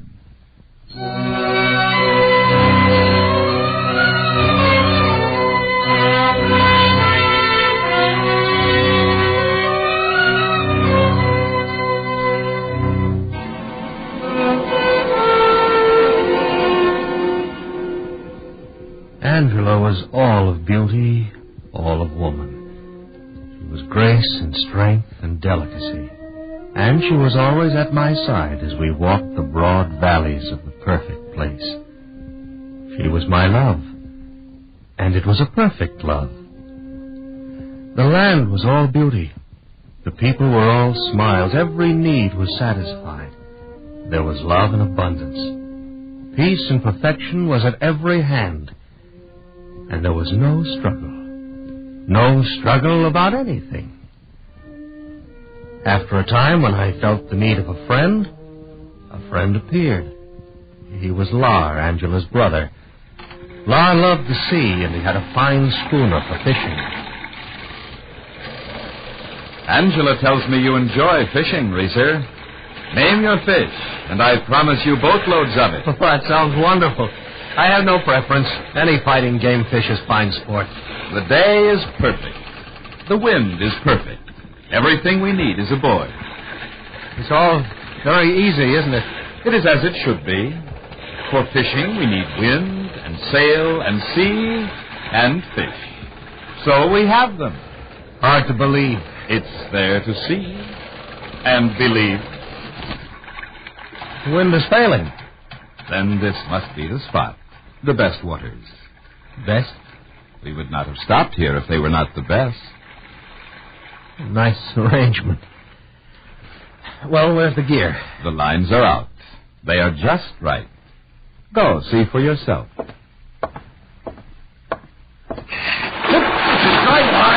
Strike your starboard line.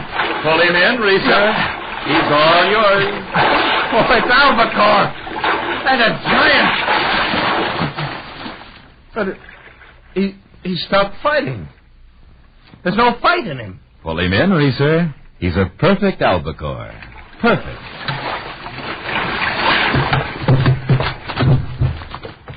I never saw a fish give in so quickly.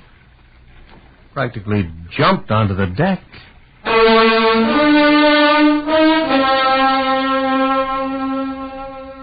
And it kept on that way. All day, every fish that found our lines fairly flopped into the schooner of its own volition. Laura had promised me a boatload of fish, and we had them when Angela met us in port at evening. There had been no struggle, no effort even in lifting the great fish off the lines. It was phenomenal and rather frightening. Some days later, Angela suggested a deer hunt. With Laura, we walked through the beautiful countryside, through fields, toward the wooded hills. Look ahead, my love. Set your sights. Oh, yes. The first shot is yours, Reeser. All right. You see, love? Directly ahead. Perfect deer. Yes, I see. Perfect deer. 30 or 40 of them all lined up as targets. Couldn't miss one if I tried. Fire, Reeser. No, I can't. You wanted deer. Well, there they are. Angela, listen to me. Don't you see? We haven't hunted for deer. Now, part of the thrill of hunting is the hunt itself, and then the finding of your game and matching your wits against his. If you win, then you've won something. But you said you wanted deer. And when we fished, you said you wanted fish. Look, if I had said I wanted to hunt bear instead of deer, then all the bear I could shoot would be in the sights of my gun?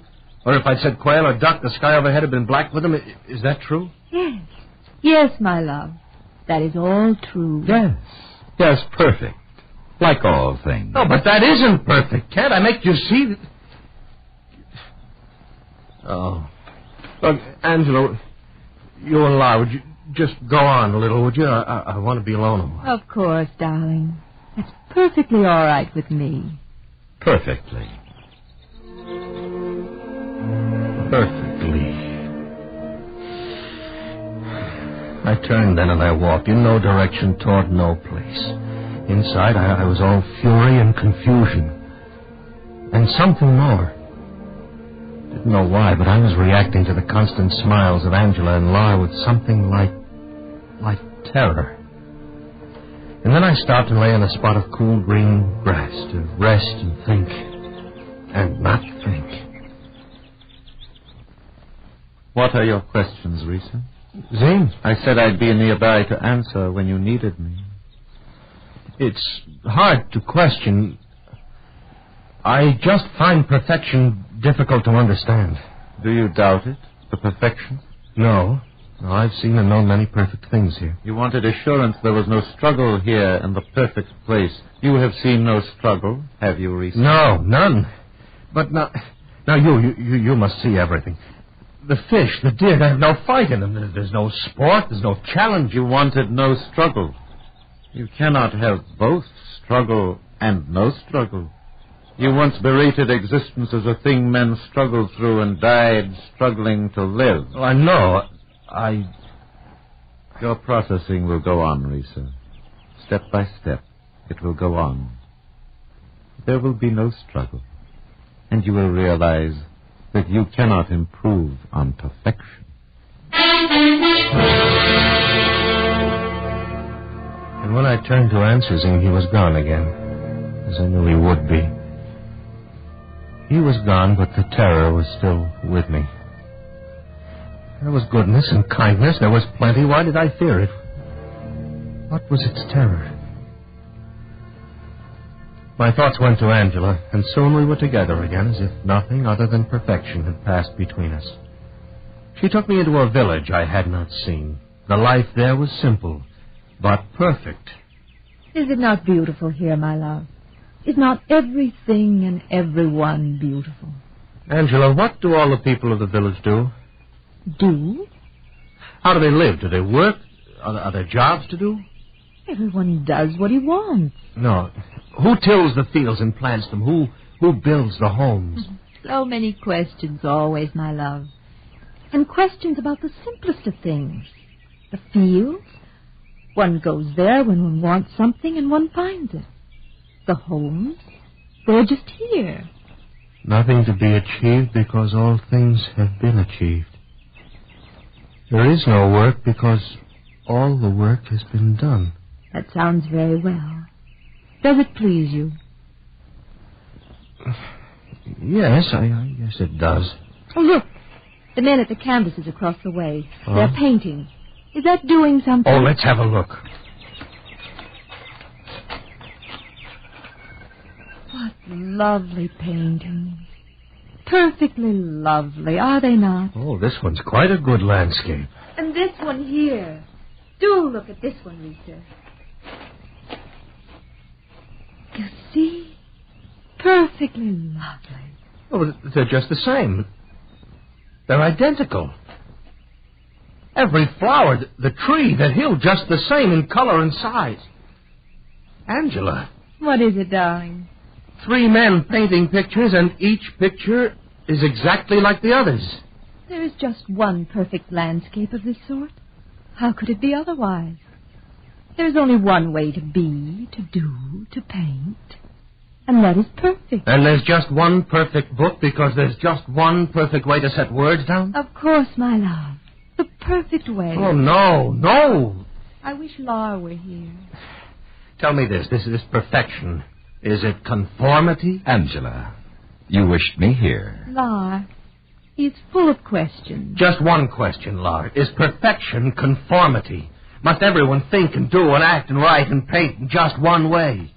There is just one perfect way. Oh, no, Zine didn't say I'd have to give up all the things that make me, me, or that I couldn't work toward goals of achievement, or that I must give up challenge in order to live in the perfect place.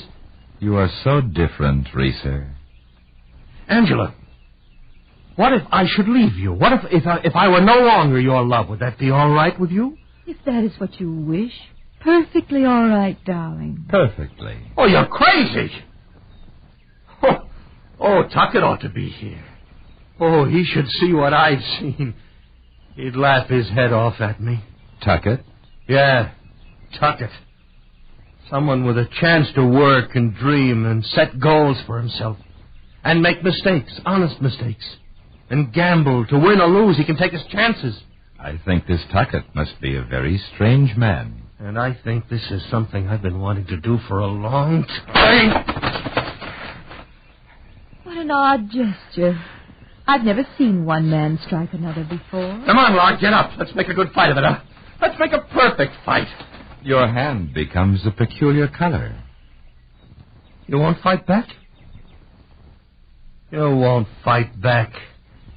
Because there's no struggle here. You mention this word struggle often. Is it a good word? Struggle? Yeah. I think it is. They were smiling when I left. The whole village was smiling broadly, and they waved at me happily. I ran, and I walked, and I ran again. The mountains surrounding the great valley were tall and steep. I had to get through or around or over them somehow. I had to escape the perfect place. You have further questions, Lisa? Just one, Zine. How do I get out of here? Get out? You want to leave the perfect place? Yes, and I am leaving, and you can't stop me. I would not try to stop you.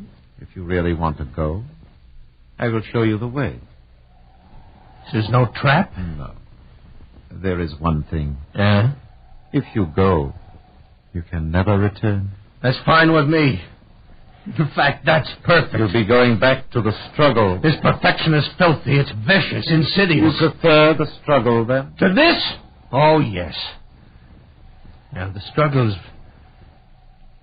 is wrong. It shouldn't have to be. But we'll work on it, every succeeding generation. At least there's work to be done, and the incentive is there to do it. Oh, brother, wait till I tell people about this perfect place. Yes, Risa. Tell them you found the perfect place. Tell them about the beauty, the perfection, about Angela and La and me. Tell them you were here and you saw it, that there's no struggle. Tell them you saw all this and ran. Will anyone believe you?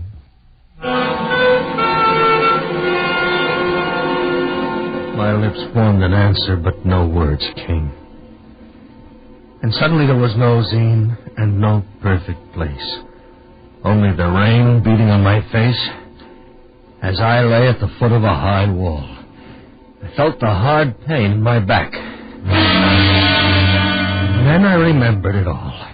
The beggar, Bizerta, the walled Arab town beyond. Couldn't have happened very long before. Couldn't have lain there long. I remembered that Tuckett was staying at the Hotel North Africa, and I hurried there to him. Tuckett!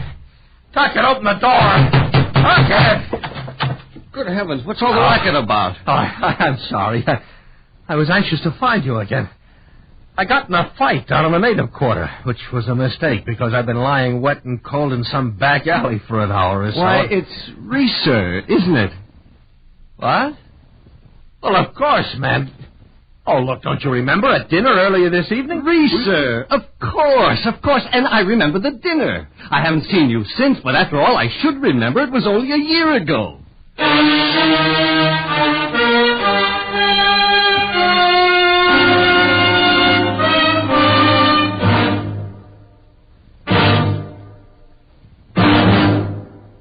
Under the direction of Norman MacDonald, Escape has brought you The Return by Kathleen Heights, starring Lawrence Dobkin.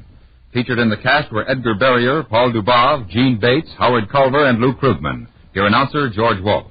The special music for Escape is composed and conducted by Leith Stevens. Next week. You are alone in a world of decay and desolation, looking down on what was once a great city, while coming slowly to meet you, her hand stretched out in greeting to you, is a beautiful girl whose very existence may be the cause of your death. So listen next week when Escape brings you Jack London's classic novel, The Scarlet Plague.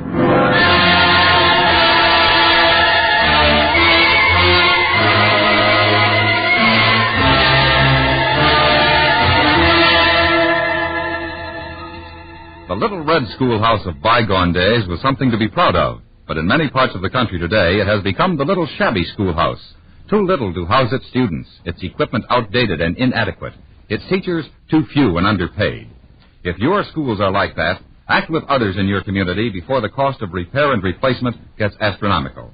Act now in the interest of tomorrow's America. You hear America's favorite shows on the CBS Radio Network.